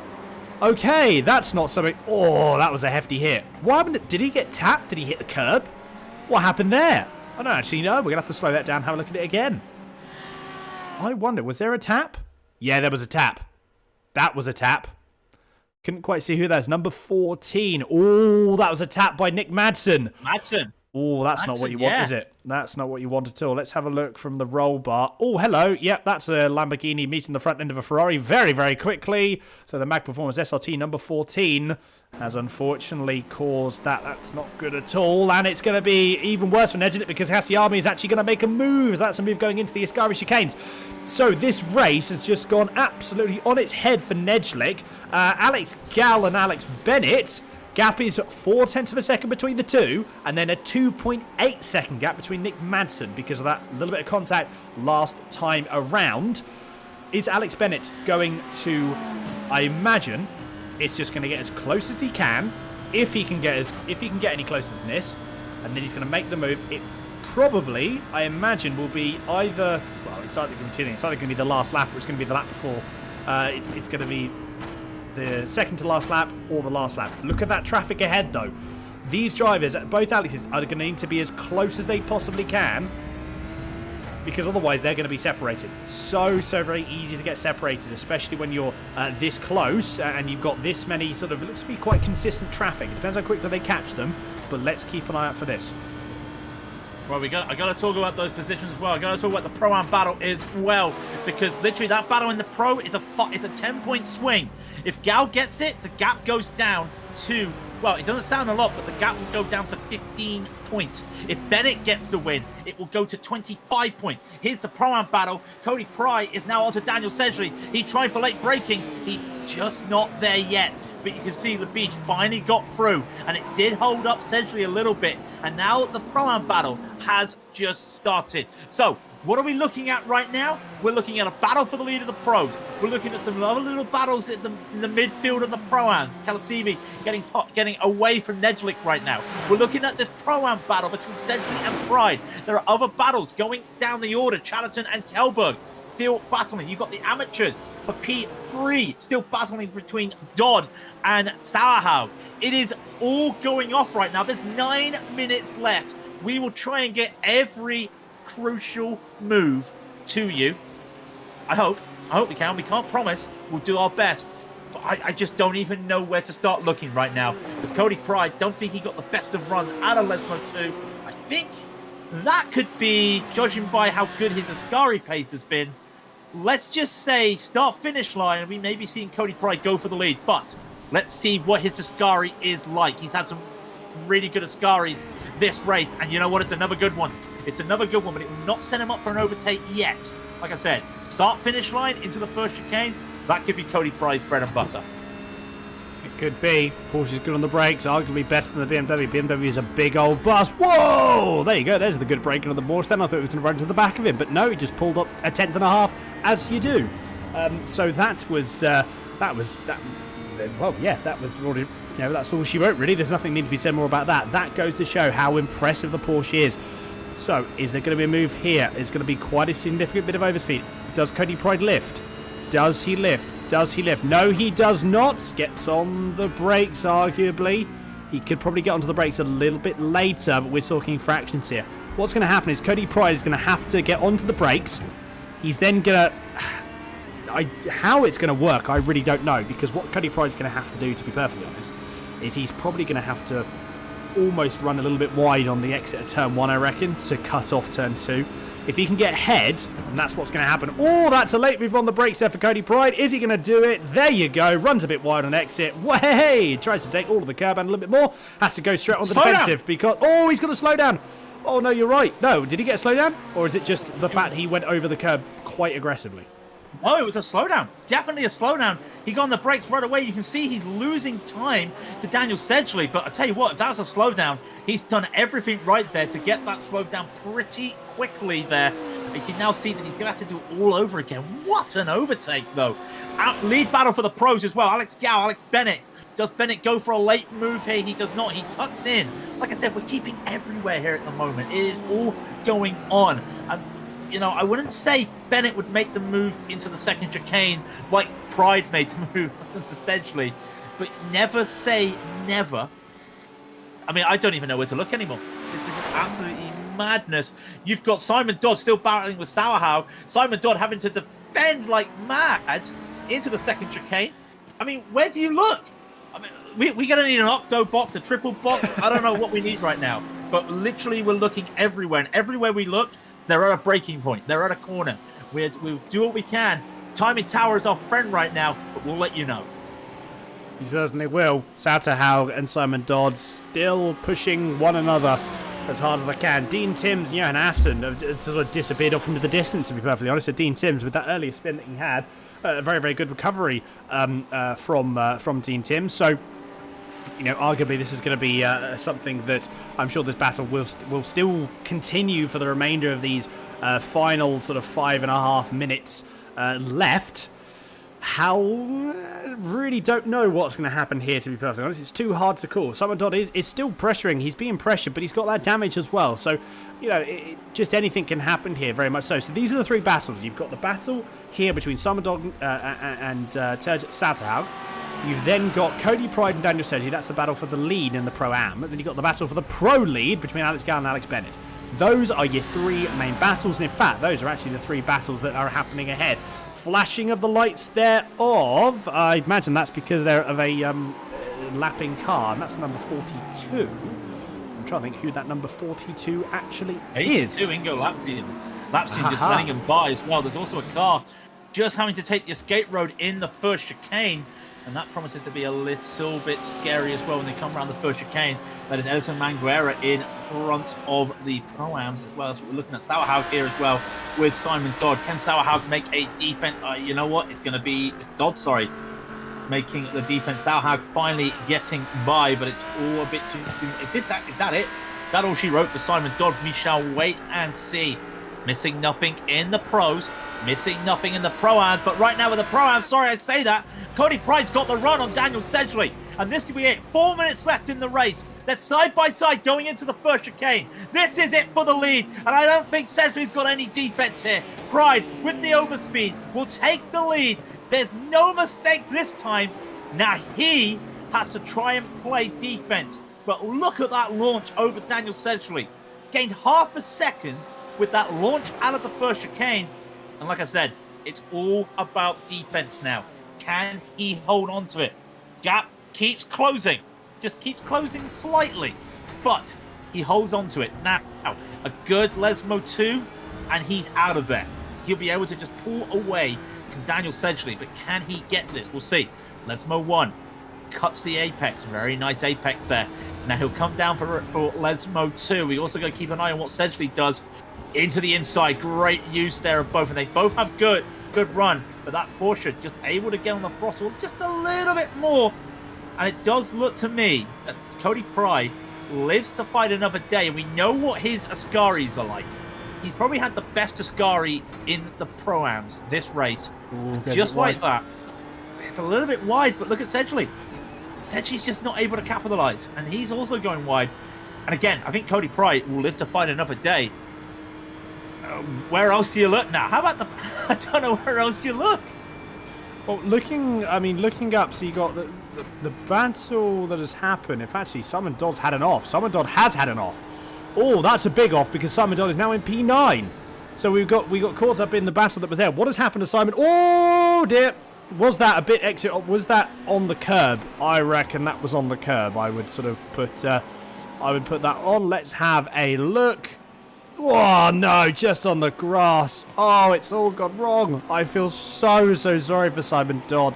I imagine that's because of that steering damage. That's so hard to control. I mean, Simon Dodd, he's been doing that the entire race. He's been trying to control with that damage. So fair play. It's just such a shame it's happened where it's happened, you know, the final couple of laps of the race. I certainly feel Simon Dodd's pain. I've also been in that situation myself, and it's absolutely, it's so demoralising. But you've got to take the positives. The fact that you're able to, you have that pace, you were battling for a podium position with steering damage. Arguably, that would cost you probably about 1/10.5 per lap, if not more. There are some positives to take out of that, absolutely. But that does mean that it's sort of been left on his own accord. So Satab now just sort of is pushing forward on his own. The battle between Gal and Bennett. There's Alex Bennett there. Look at that. Lamborghini versus Ferrari. This might be it. This might be it. We've got 2 more laps to go here. No, it's white flag. It's white flag. This is the last lap. Alex Bennett, he can't make the move because of the slipstream. The lap traffic there just accidentally giving Gal the advantage there. Gal and Bennett, like I said, keep your eyes on that timing tower with Sedgley and Pride. Because Pride's gone down the order. What's happened to Cody Pride? We got to keep an eye on what's happened to Cody Pride. I don't know what's going on. I will keep the eyes everywhere. Here comes the replay. Does he go too much on the curb again? Oh, he's gone off. He's gone off. He went off. No, that wasn't. And there's another car going off. Oh, that might have been Dave Meakin, actually. That might have been Dave Meakin that went off. No, was it Dave? I don't even know. What has happened? Cody Pride. I think that is Cody Pride going off. We'll see quickly. But there is Daniel Sedgley up ahead. Cody Pride is back. You're not missing anything in the pros. I'm keeping you up to date with the pros. Gap is half a second as they start their final lap. I think Sedgley may have this. Into the pros we go. They're down to the straight. They're 2-lap cars. Sauerhaug pulls to one side. He's got nothing to fight for. He's going to let them go. Bennett needs a run here. It's not going to work. Into Ascari. They break for Ascari. This is going to have to be a Ascari of his night for Alex Bennett. And he as much as he can. But he's been matched by Alex Gao, and you can see the number. It is slightly dropping, but it's not dropping enough. There is a lap car up ahead, but Gao does not have the slipstream. And it's going to have to be one hell of a late break here for Alex Bennett. He's not going to get it. He's not going to get it. Is Alex Gao going to get this? Does this cut the lead to 15 points in the championship against Bennett? It's going to be a little bit of a sprint to the finish line, but Alex Gao will hold on to it by 0.2 of a second and win at Monza. Absolutely fantastic stuff. Fair play indeed. Daniel Sedgley's going to be coming across the line in a few moments' time. Johan Assen has actually got one more lap to go. And Dean Timms is there or thereabouts. Let's not forget about this, because the Pro-Am, the Am category battle has all of a sudden just kicked off. And now we've got Dean Timms only a couple of tenths behind. So this is all certainly to play for here as well. And I wonder, is it going to be a move going into Parabolica? If Dean Timms can just pull up that pace, we may be able to see something happen. Drops a little bit of time. He's dropped about half a second, or down to half a second. Now that might be too much. We'll have to see. Here comes Daniel Sedgley for the race win in the Pro-Am category. What a drive. Such a shame about Cody Pride with his off, but he will come in home in P2, starting at the back. It's a respectable finishing position nevertheless. And again, some good positives to take away from it. Absolutely. This is the battle, though, to watch out for. Dean Timms has caught back. He's caught straight back up, in fact. The gap is now 3.5 tenths of a second.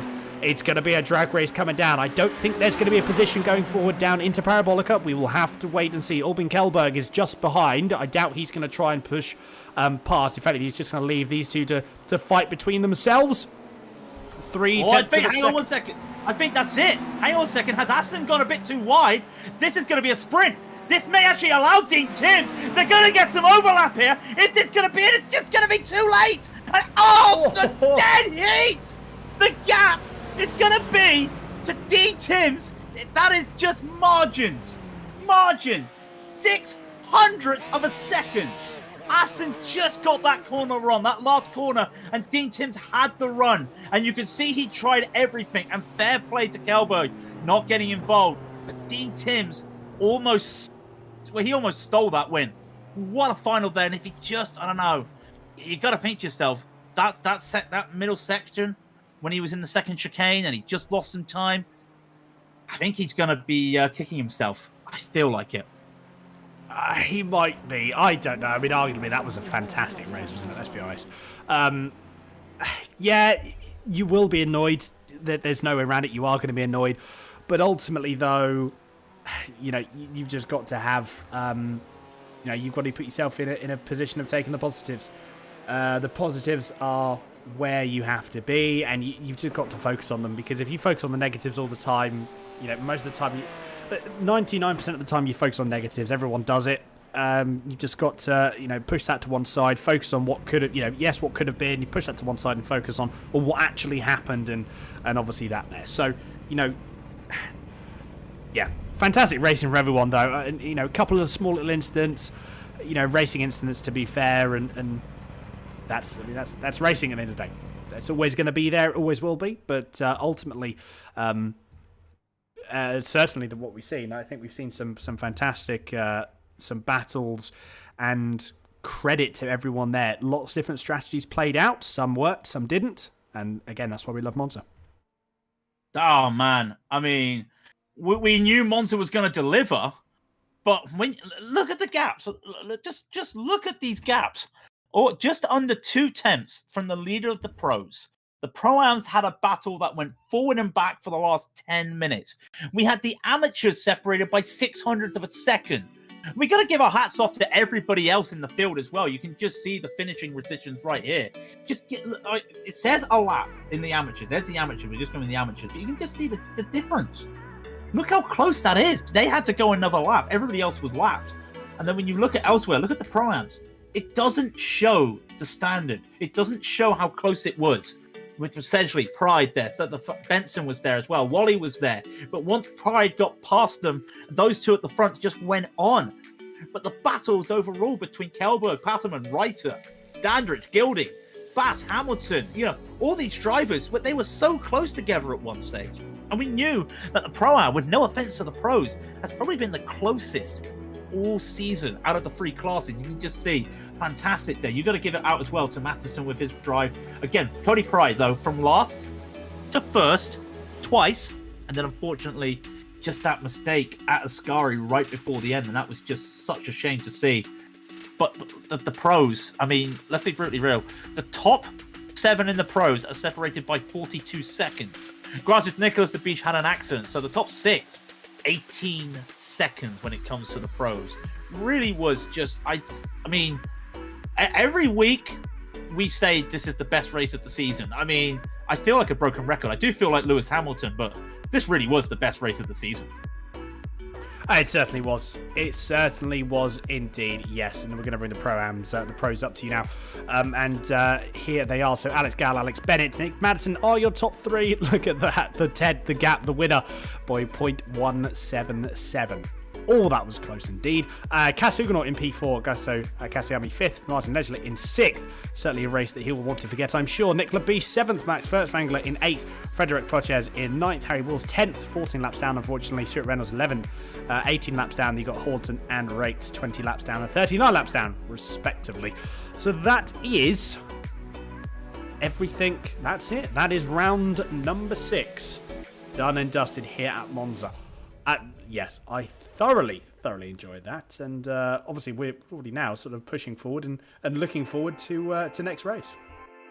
Next race, we've got 4 races remaining: Hockenheim, Red Bull, Imola, and Silverstone. There is one person though. Let's give some respect out here. There is one person that would like to come in for an interview.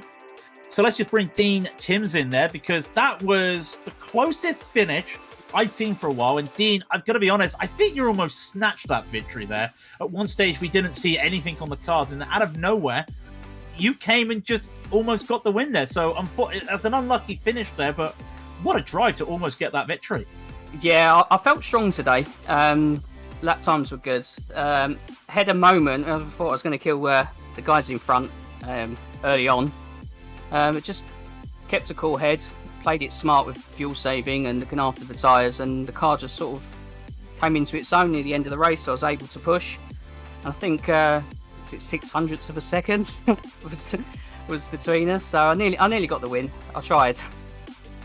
Yeah, tell me, because everyone's probably thinking, oh, this was done late at night. Oh no, this was like 6 o'clock finish in the day. Just shows what it is in the autumn and winter time. Talk us through what it's like driving Monza at night time, especially at that time, because there's not a lot of lighting. So just talk us through that quickly. To be honest, when you're following other cars, or you're in a pack, you don't really notice the darkness. If I'm honest, you don't really notice it. But when you're on your own, when you lose the tow and you're in no man's land, you can't see a thing. You see a sort of about 100 feet in front of you, and then you see a curb and a brake marker, and you just have to guess when to turn in. It's all muscle memory. So, you've gained some points on Sauerhaug. You've definitely gained some points on Droy. Next week, Hockenheim. What are your thoughts going into Hockenheim?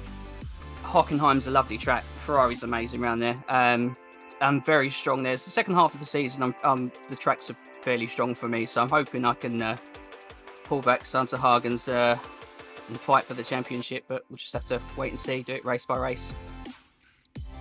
Can't wait to see it. Have you got any quick shout outs for anybody?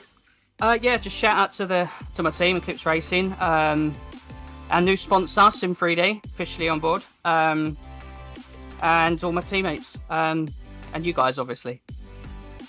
Oh, we get the last. We're always at the last. Not to worry.